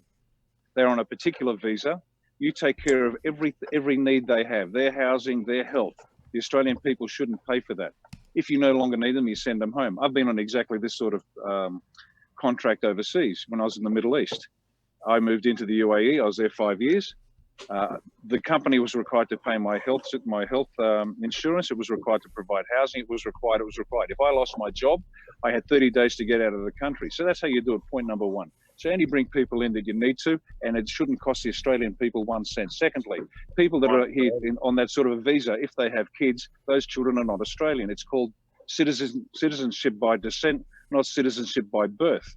Just like my daughters that were born over in the UAE, they weren't Emiratis. I got an Emirati birth certificate, but I had to take that birth certificate to the Australian Embassy, where they got an Australian citizenship certificate, and it was called citizenship by descent. I was Australian, therefore they were Australian. So these are really simple solutions. That's the technical, mechanical side. Wagga Base Hospital can handle 55,000 people. It's already handling 65, and the morons in the New South Wales Parliament want to bring another 10,000 people to Wagga. Well, how about we just give Wagga a break, build a better hospital, and then bring the people in? Now, that's the mechanical side. Now we've got the other side. This is an intentional strategy by the governments to destroy the country. Because as was previously said, we've got 200 million Muslims to the north. Let me give you a quick quiz here. What percentage of Indonesians want Sharia? Time up, 73%. So 7 out of 10 Indons are going to want Sharia. Let's bring some more Afghans in. How many Afghans want Sharia? Time's up, 10 out of 10. Now, you can't bring Islam in because Islam is not a religion. It's part religion and mostly world conquest ideology. That's how it works. That's their definition of it. Islam is, as you may have seen me describe, comprises two parts. Dar al-Islam, Dar al-Harb. Dar al-Islam is the realm of peace, Dar al-Harb is the realm of war. They have a global requirement to turn the whole planet into... for atheists, where they are 80 or 70% voting left-wing? When they become atheists, the rabid atheists are so small in this country so as to be politically irrelevant. The country is actually, they say Australia's not a Christian country. That's unmitigated horseshit. 51% are Christian, 77, 78% are people of faith, You've got a small packet of I'm not quite sure, and then you've got the rabid atheists. So yet they gob off as if this is a godless country. I'll tell you what, we've had 3 godless countries or civilizations. We had communism, Nazism, and China, and they've killed 100 million people over the last 100 years. So well done, the atheists. You've killed 100 million people over the last 100 years. So, you know, I don't need to bat back the atheists. I'm not saying atheists aren't good, and I'm tired. I don't need to hear anything about atheists. Yeah, it's. I've got a question for Ricardo now, because I feel like I'm being a bit of a facilitator more than an active panelist. Now, obviously, with the 28 pedophile list, I'm skeptical of the validity of that list, but that's a separate debate. Certainly, well, there are pedophile sex trafficking rings that do go on in elite circles. We just had Ghislaine Maxwell arrested a couple of days ago. But this has got you the interest and support of some of the 99% Unite anti-lockdown activists, Fanos Panias here in Melbourne and Rafael Fernandez. They've done videos into their Facebook groups supporting you, and so you're getting some name recognition with them. And I'm sure you've seen footage of some of the anti-lockdown protests, which of course have been based here in Melbourne, given we are the most totalitarian state, and they are trying to reach out to you. Obviously, they've been labelled anti-vaxxers, 5G skeptics. I just want to get your opinion on them, what you've seen of them. Sure. Just going back to the 28, that's not my claim. That was by Senator Bill Heffernan. It was a police document. It was a result of the Wood Royal Commission. So I don't have to justify it. Just look it up. It's there. Now, as far as the 99 group, I don't know much about them specifically, but I'm in alignment, I think, with what they believe. Let me give you some hard example. Yes, I've already stated that Comrade Dan's lockdown is entirely unconstitutional, and he's being backed up by every other globalist premier we've got. 5G, 2 problems with 5G. First of all, 5mm radiation and the 60 gigahertz frequency at which it's transmitted is deleterious to human health, all life, in fact. And I'll tell you a story. We knew about this back in the 80s because the Russians were using direct energy weapons like this already. They'd lease an office space or a room opposite the entrance to the US Embassy, let's say, in downtown Rome, and they shoot these directed energy weapons, which are basically microwave weapons, at them. And guess what the symptoms were? Oh my gosh, it's flu-like symptoms. Doesn't it sound like something that we're suffering today? So this is all old hat. The fact that it's just come out now is nothing new. 5G is bad for health. Secondly, it makes no sense as a business model, because if you're in the telecom game, you don't want to put up towers every 40, 60, 80 meters. You want them a long distance apart, because that's an investment in infrastructure you don't want to have to foot the bill for.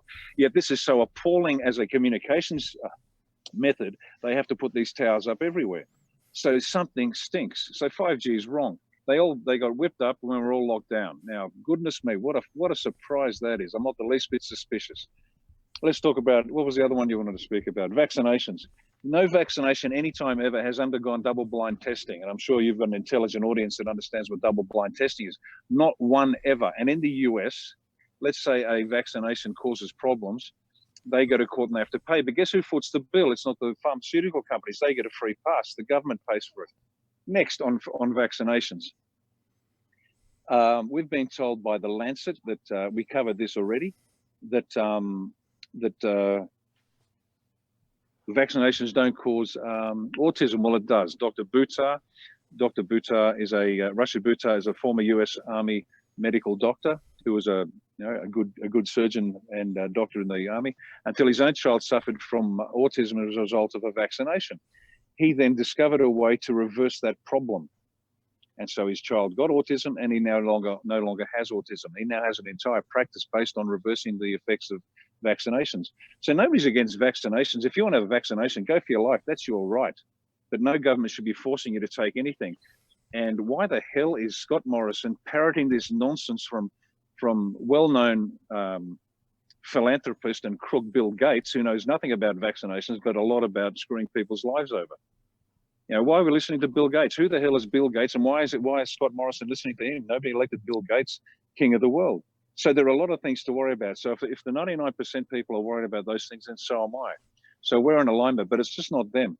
Every time I get a chance to explain this to people on a one-on-one or in small groups, they are shocked, horrified, hate me until they actually go look it up and they find out that it's all true. And that's why the major parties, getting back to your first question, hate me, because I'm revealing the truth. Their con game is being revealed step by step by step. And we have got another super chat, which segues into the latest results. Naughty Designer sent through $5 Thank you. There's no voting out of this. I'm not sure if they're referring to, because it seems that the vote results are frozen at the moment. But I'll just read out what Lucas Roses, one of our Unshackled contributors, has said on Parler. His analysis here is, I'll just bring it up here. Looks like the ALP will hold Eden-Monaro. Greens down to 3.6 on an election held just over a year ago is nice, though. Shooters saved Elbow with their preferences. The Greens are getting smashed despite this being a bushfire hit area, and the media is bitching about climate change endlessly. Primary swing against ALP due to the loss of Kelly's significant personal vote, but is not enough to get the Libs over the line, with Shooters, Fishers, Farmers stabbing them in the back. Oi, I'm out of here, guys. I'll bloody catch us later, eh? Thanks for having me on, Bart. Cheerio, Dusty. All right, see you, Dusty. Or your political party sounds all right. I'll have to follow it, eh? You sound like you're onto it for the most part. Thanks, mate.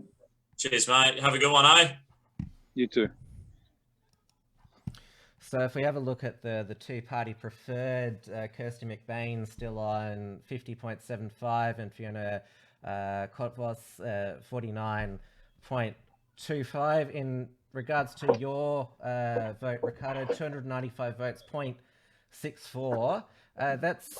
That's pretty a decent start for a field of independents. You have beat Glenn's mob, the Australian Federation Party, on 0.25%, 114 votes. Yeah, as I said, we were.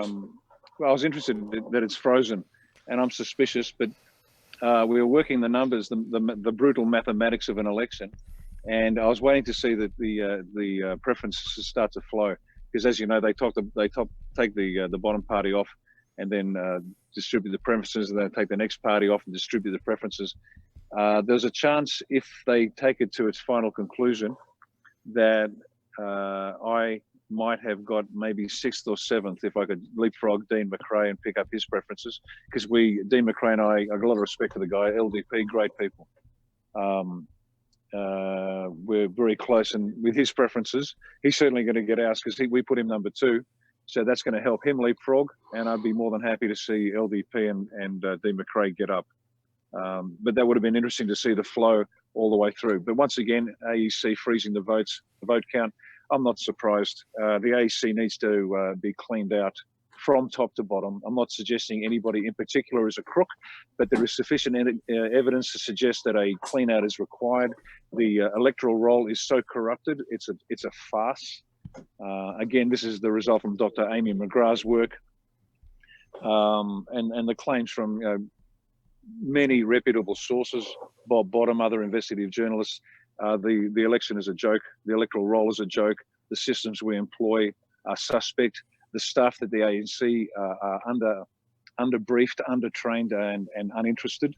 And we've had our scrutineers report on this election, the previous election.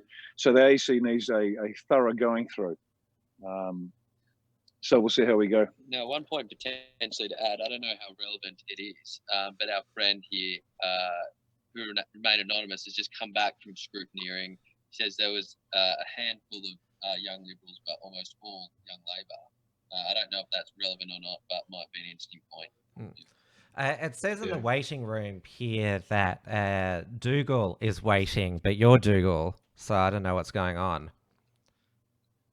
Sorry, say that one more time. I just had the same guy at the back saying that the counters people counting the votes for young Labor. But do you want to repeat the question? Oh no, I was saying that there's a person in the waiting room whose name is Dougal, but you're Dougal here. It could be me on Joel's. Yeah, Joel's got my phone right now. Okay, so let him in. You can let him in if you like. I don't know if Joel wants to come in. Now I'm time conscious for Ricardo. There's a lot of people waiting for him upstairs. I don't know what you want to do, Rick. I think I've dominated the airwaves enough for tonight. But thank you very much for having me on. It's much appreciated. Yep. And anytime you want me on again, I'm more than happy to play. Thank you. Thank you Thanks so for coming much on, for Ricardo. providing us your time. I know how busy and stressful it can be running a campaign. So yeah, we'll release you now and let you get back to your get together, as Dougal said. Thanks, mate. Cheers. All the best. Thanks, man.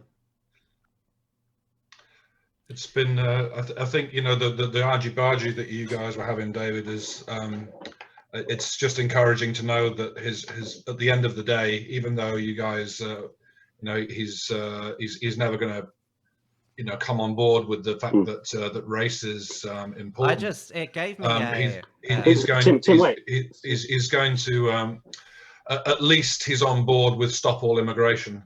And as long as he's got stop all immigration, we can work around those kind of things. Absolutely, it's the most based of the politicians that we've got out there at the moment. So, he's also, you know, I've been on air a few times with Dean McRae himself, and you know, it's good that those two guys are getting together because, you know, although Dean is in the sort of Liberal Democrat Party, he's you know, he's not the airy-fairy type of libertarian. He's somebody who may have been us a year ago, you know. So yeah, and the fact that those two guys are working through issues that I've been myself talking to Dean with is also encouraging. I've messaged Dean to see if he can come on tonight. I'm not sure if you can poke him as well, but it'd be good to have, I'll give him a little poke now. A trio of parties.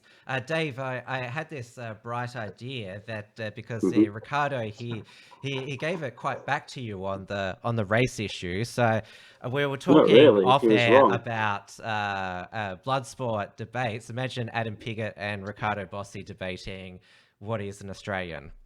I would love to see that. I think some blood spots would be very, very good. Because Ricardo doesn't hold back, and as we saw, Adam doesn't hold back either. Yeah, I think that one could be a goer. Now I've got another person in the waiting room as well. We'll see if they can join us in a moment, but. What do you think of Lucas's analysis? It looks like Labor's going to hold on, but the vote is frozen. I don't really care. There's no democratic solution to it. Glenn has been quietly listening in the background. Do you want to offer some thoughts? Look, it would be wonderful to comment positively on the things that Ricardo is talking about, where it comes to the challenges with electoral commissions, the challenges with what's really going on behind the scenes, the details with regards to the pedophile rings and things that he's talking about. There is an enormous amount of truth in everything that he's talking about. There definitely needs to be someone like Ricardo who approaches these things from a very military perspective. And I don't think it's necessary for there to be more than one. But I see with what he's going to do with A1, which we totally support, and where we're going to focus on trying to unite a broader section of electorate, the people in the electorates to local communities, to educate them and let them realise that there is more to politics and everything else, and give them a voice, give them power back in their votes. That it's going to be a combination of parties like ourselves, A1, and a few others that are out there. That once we start all working together for the same goal, and that is to break the back of the two-party system, And ultimately, once we start breaking that system, is unwinding some of the totally non-democratic voting systems and preferential systems around the country, we can start taking back Australia for the people. Tim, have you got Dean's messenger? Because he's available if you want to just send him the link. Yeah, I just did. Cool. So, Glenn, would you consider, Glenn, would you consider working with Ricardo Bossi's party, with Australia One? Absolutely. Ricardo and I already talked behind the scenes, and we definitely will be working with regards to Ricardo. And because at the moment where the cross-section of the Australian people are, there's a growing understanding and need to fight the major parties and the, let's say the globalists, but I'm using the word foreign, our party's perspective. Absolutely. There's there are different groups that all agree but want to approach it differently, or have different underlying ideologies and things, and that's why it's important that there are a number of us that work shoulder to shoulder behind the scenes with the goal of taking away the ability for Labor or Liberal parties to hold a majority government ever again in this country within the next 3 to 5 years, and that a combination or a coalition of parties like A1, Australian Conservatives, and I won't name the others at the moment because I don't want to speak on behalf of them, together we hold the balance of power and focus on what the input is from the grassroots and what the interests and needs and things are for the people of Australia, and that we all focus on rebuilding manufacturing, rebuilding Australia's sovereignty, and start pushing back, reversing lots of foreign ownership of Australian essential infrastructure, things like reverting Turnbulls, discussing legislation of separating water from the land and allowing our water to be traded on international markets, regardless of the impact on Australia.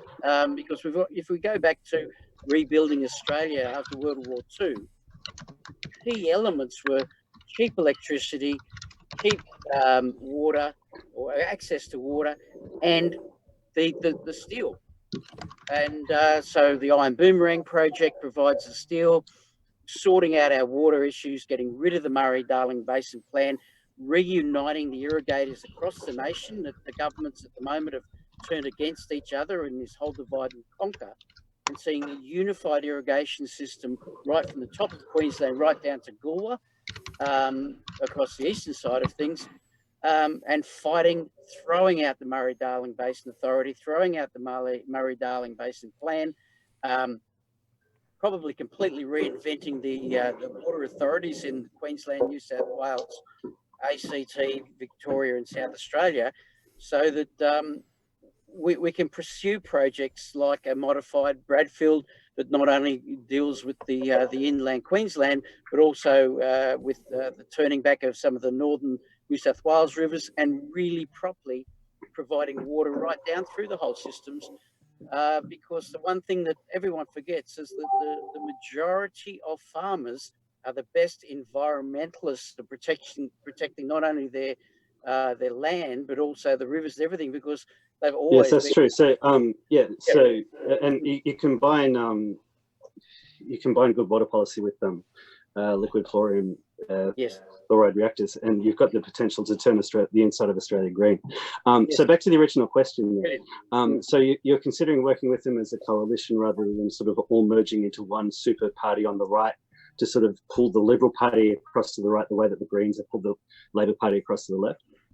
Look, nothing is impossible as we all move forward. We've got to deal with things on the basis of where the people are at the moment, and the people are still very naive and still operate very much in their brainwashed and misdirected lack of education, because it was stripped out of the education of how the voting system really works. So at the moment, there is definitely a need for a few different groups focusing on different elements of the general population. What is interesting is how badly the work... working on the right is a little bit like herding cats. Yeah.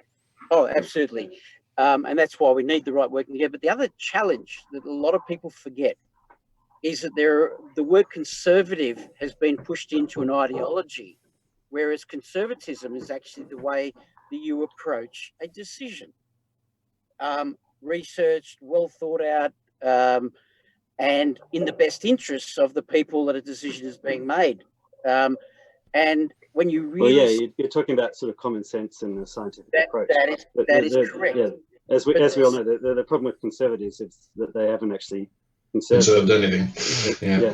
That's where you're going with yeah, that, yeah. We have got another panelist who's, well, they're on the call, but they haven't got video. They've switched their mic off now, but they can certainly hear us. Damien Ferry, senior editor of the Unshackled, who's, well, it's been with the Unshackled since the beginning, like myself. Damien, can you hear me? I can hear you, Tim. So you're here with David Hiscox from the XYZ, climate denier Stephen Wells, and Glenn O'Rourke from the Australian Federation Party. Hey, Damien. Cool. Hey, how you doing? Right. Now, Damien, you live in Wollongong, which is without giving away, like, you know, your home address, what federal electorate are you in, and how far is it from Eden-Monaro? I'm in the electorate for Cunningham.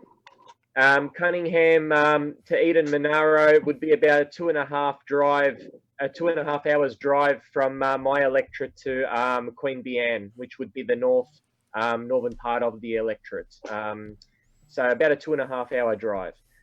It is an area that I know pretty well because I go there quite a fair bit for holidays and whatnot. So I know the areas fairly well. And it's just interesting to see how everything's played out tonight. And it's something that doesn't surprise me, really. I did think that we would be in a situation where it would be pretty close, and that even maybe the Liberals might be able to steal one, which a lot of people weren't expecting, just judging by recent events and what has been happening on the national scene. So definitely something interesting to watch, yeah. I'll go to, because there has been a few more booths counted, but nothing's really changed. Well, the two-party preferred hasn't changed, but now 76 of the 86 polling places are returned, but not really much change in the votes that we announced before. So still Liberals on 37% primary, Nationals just below 6%, Hemp Party 2.6%, Choose Visions of Farmies 5.78%.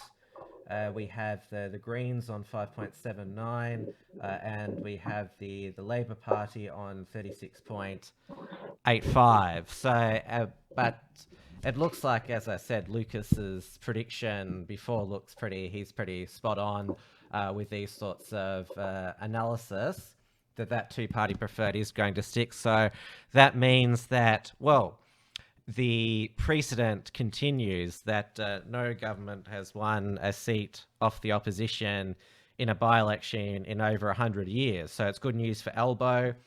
Scott Morrison, he downplayed expectations.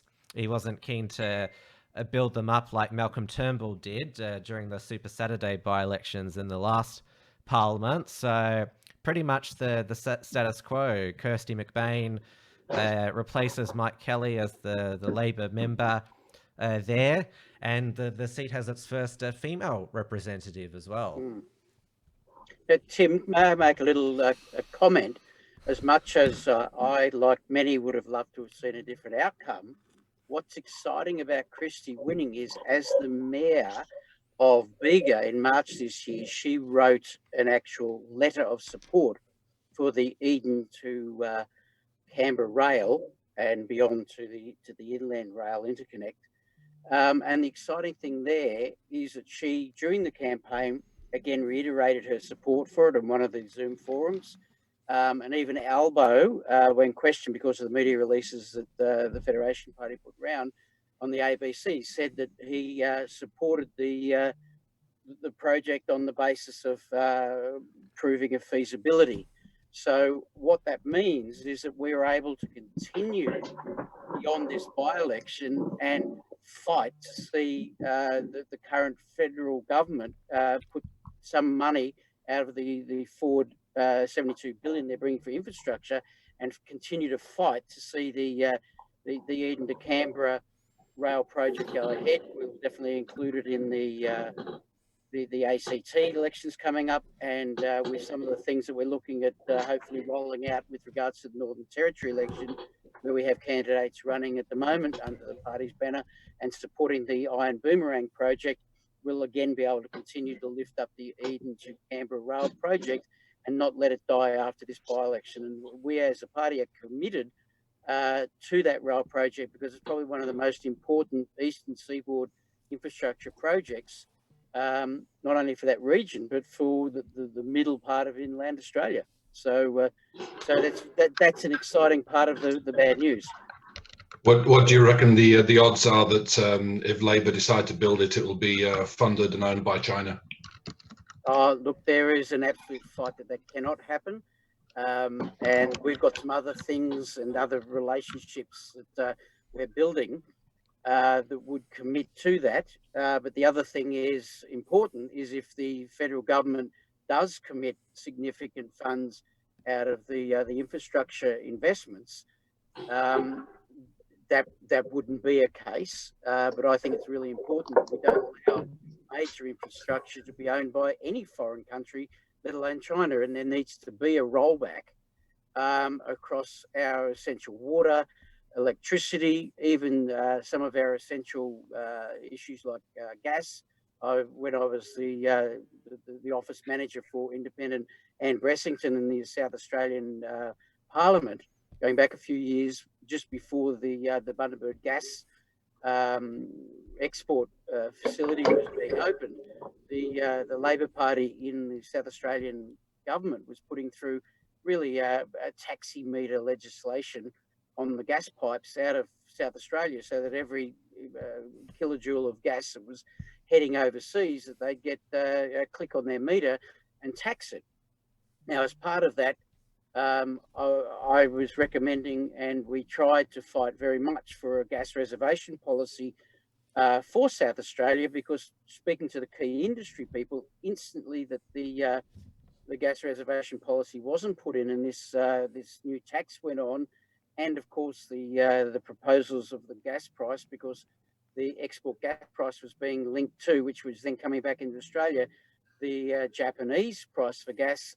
And of course, that was very, very high, nearly double the price here. And so that was going to add about $2,500 to the cost of the average home immediately. A lot of manufacturing industries were having their gas doubled, and so the costs of manufacturing. So the impact of the inaction of gas reservation policies, and people don't realise that all gas exporters are majoritarily foreign owned. So all our gas is owned by foreigners as well. So there's so many things that need to be reinvestigated and re-legislated to ensure that the essential infrastructure, essential minerals, and things like that come back into at least majority-owned Australian. And you know, I have a personal belief, and it's not formal policy of the party, that all this foreign ownership of land needs to be switched back into leasehold, and however that's achieved, you know, I've got some ideas, but they're mine, so I won't expand on them. But we need to see Australia become Australian again.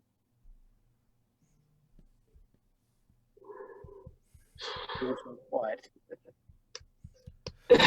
Damien, how familiar are you with these local issues? And obviously the mainstream media has been focusing on the bushfires and the drought and the Murray-Darling Basin plan, given that that's the area that's screwed over most by the plan, and that's why the shooters do so well there. I remember I was keeping in touch with you during the bushfires to see if you were being affected there.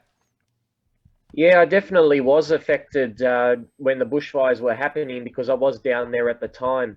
And we were actually really lucky at one stage, because we went down to Eden on one day, and we're on the way up, and we got shut down the day after. That's when it got really bad down at Eden. So in that area was really, I mean, we went to Jindabyne as well, and that was really smoky at the time, really stunk terribly. So we did get affected, and all the way up to Canberra as well, and it didn't clear up until really we got more towards where we live, down towards the Illawarra and the Southern Highlands. So it was a pretty bad situation. In reference to other local issues down there, I actually know a fair bit and have looked into the rail project that's been proposed. And I actually did a little bit of activist work myself when I was down there last, because it's something that would affect me, because it's an area that I'm actually looking to move down to into the future. And what was been happening was there was a put forward to local council that they actually wanted to build a rail trail there. And then the New South Wales government then came out and said that they would prefer to put the rail link back from Canberra and extend it to Eden. But there was a bit of work that I went and done during the time I was there, and I ended up putting some posters up in all the different areas down in the Snowy Mountains region, and all the different boundary towns that the rail, either the rail trail or the rail link would be going through, and talked to a few people there. And I actually also wrote to the mayor at the time, and the mayor at the time was very supportive of the rail link rather than the rail trail. But then they had a switch in mayor in the council down there, in the Cooma Council, and the new mayor didn't get back to me when I wrote to him. So I'm not sure what the current stance on council is, but there are a few people down there that are really pushing a rail trail instead. And the reason mainly is because they think they'll benefit business-wise. I know there's one guy down there, he owns a farm and accommodation stay, and he thinks that bike riders that go down there are going to end up staying in his town, and he's going to financially benefit from it. He owns a small business down in a village as well. So there is a few people that are really pushing that idea, but I'm hoping that it doesn't go ahead, and that we do end up getting the rail link back and having it extended to Eden. Yeah. Yeah, look, Damien, just quickly, let you know, if you go to Eden, New South Wales, I think it's .org.au, but it may be the .com.au, but the whole proposal for the Eden to Canberra rail incorporates the proposed rail trails, because the rail people are very aware there cannot be an either or, and so even in their costings, they have included the rail trail, and they're quite detailed documents and information on the Eden-Monaro Progress Association website under the projects, and all the documents, the coloured, the glossy documents, are all available for reading on there, and they include the rail trail. So if the rail goes ahead, and I would like to say when the rail goes ahead, it will incorporate the rail trails to get the outcomes for those tourist operators that are supporting it for that reason. Well, that's really interesting that you say that, because there was one stage when I was really involved in doing research, and it seemed like a lot of the people that were supporting the rail trail were actually saying, oh, look, we want it on the tracks, we don't want it on the side of the tracks, and they were really having a bit of a complaint about that. So if it is the case that they do go ahead with both, and that the trains can go back and they can put the rail trail alongside, then that wouldn't be an issue at all. And I think it's something that will make everyone happy. I'm actually not sure why it is that they were really pushing it for it on the tracks. And I mean, it would really destroy the whole heritage of the area, because I'm really into the heritage scene down there and the beautiful villages, and I would love to see trains going down there again. It would be beautiful. And I mean, one thing that I don't understand, and this is something that I actually put forth when I was talking to people, is how many people are going to be using it on their bikes, like as an actual rail trail? Because when you actually look at this area, I've seen rail trails that have worked, and the only reason why they have worked is because they're really small in distance, and they tend to be something that you could walk from one side to the other. It could be like a kilometre, a couple of kilometres long. But this one here each of the towns are like 30 k's apart. I mean, it's not going to be easy for people to be going on bike and driving that great a distance. And how many people would be doing it per se, that they would be going either, you know, throughout the village on bike? I just don't really see it as something that many people would do because of the great distance, unless you're really like a professional, you know, bike rider, really, you know, fit. You're not going to be riding that kind of distance.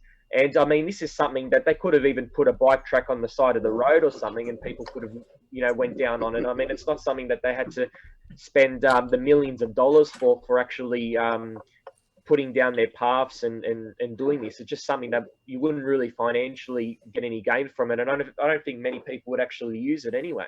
And lycra-clad individuals are all a bunch of wankers anyway. So. Run the jolly buses over. Yeah, so they have difficulty getting their hand on it too because the lycra's so tight. Yeah, Tim, we've just gone past 10. I reckon we're just about done. Yeah, we were trying to get Dean McRae on, but I sent him the Zoom link, but he kept saying that computer says no, it won't let him. Yeah, he's only got his mobile phone because he's out. He's staying like away from home. Yeah, I'm getting the impression that he's quite boomer tech. To use that expression. Well, yeah, me and him have had a lot of fun trying to do a show together when neither of us can work at a bloody computer. Yeah, it's been I know that you both have female assistants who do it all for you. Yeah, pretty much. That's the way the world should work. Have a female assistant for everything for you. Behind every great YouTuber is a good woman. Yeah. Yeah, that's it. Yeah. Look, can I just quickly, very quick word to Damien's about rail trails down in Gippsland, the southern Gippsland in Victoria. There was a big push to reintroduce the Cranbourne right through to one of the ports down, which went right through Leongatha and right through the Gippsland, South Gippsland area. And it was the whole environmental push of these rail trails. They put hundreds of kilometres of dirt rail trails and ripped up all the rails rather than put the rail back in. But the realities are that there's this historic thought of, my gosh, putting the trains back in is adding pollution and all this, but especially in Eden, Canberra, with the logging, you're instantly going to be able to put the logs on the trains and remove all those logging trucks. So that's immediately an environmental benefit for that. So a much better reason to have trains going through places like that where lots of greenies are is that you can put them in cattle carts and you can take them off somewhere and dispose them. Yeah, that's the smartest thing I've heard for the last 2 hours, Stephen. What do you say we wrap this up, Tim? Yeah, well, I just suggested the Adam Ricardo debate on Australian identity. Maybe there needs to be a separate show for Glenn and Damien to talk about rail transport. They seem to be quite interested in it. Now, Saturday, 4th of July. Oh God, train spotting. Saturday, 4th of July is not just the date of the Eden-Monaro by-election, but is also Independence Day in the United States. On the eve, I heard the speech this afternoon. Trump from outside Mount Rushmore. That's the alcohol slurring. There, not saying it properly. He gave a speech defending America's history, culture, monuments. He said he wanted to cancel culture, and called the Marxist far left fascist extremists. And you saw Dusty Bogan before. He had the US flag behind him for Independence Day. He was out, he and the Brisbane Proud Boys, putting the White Lives Matter banners in Brisbane. So I thought to play us out tonight, we might play his video compilation. And this obviously, I said at the beginning that this was on it is on the Unshackled YouTube channel, but you will be able to watch this as a live replay on the Uncuckables channel when we are able to upload again. So thank you, Dave, as always. I think we're pretty pooped after this week. Yeah, it's been pretty intense. So we're going to have a Sabbath Sunday tomorrow. Yeah, it's well needed. Thank you, Stephen, as always. Lovely to meet and chat with you, Glenn. Thank you to Dusty before. Thank you to Ricardo, Dougal Cameron, Joel Jamal, and thank you to Matty as well for coming on. And Damien. Oh, and Damien as well. No worries. I haven't had Damien on an Unshackled show for a while, so it's been good to for the audience to hear your voice again. I'll be back Monday for Wilmsfront, 6:30 p.m. Melbourne time on the Wilmsfront YouTube and DLive channel for the Ultimate China Roundtable, which will feature me as the host, Dougal Cameron, Dave Lee, and also Marcus Phil as well. We're going to be discussing the Australia-China relationship and China's geopolitical ambition. It's a new type of format for Wilmsfront, so I'm very much looking forward to it. But that's it from us tonight, and I will play. I'll just mute everyone here so I can play Dusty's compilation. So happy 4th of July.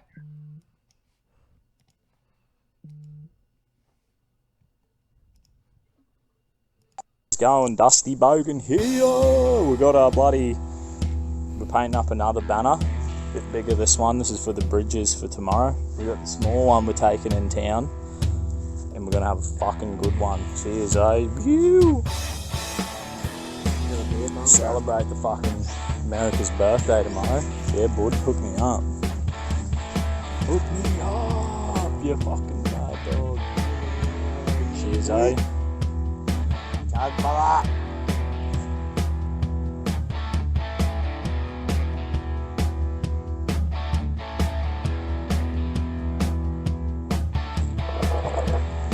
You fucking empty.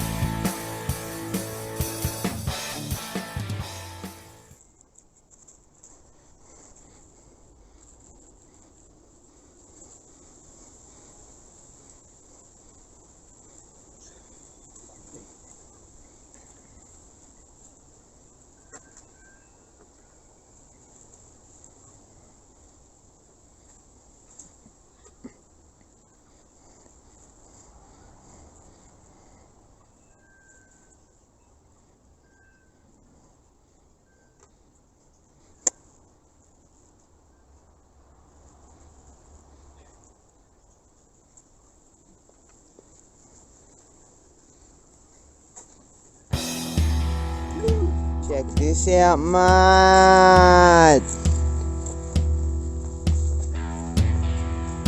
Fucking you! Fuck yeah, all lives matter, mate. You! Fuck yeah, check that out. All lives matter, mate.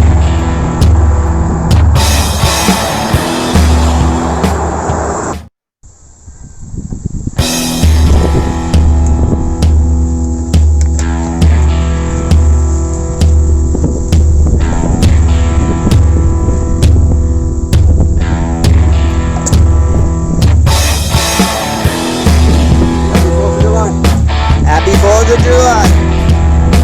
You fucking beauty.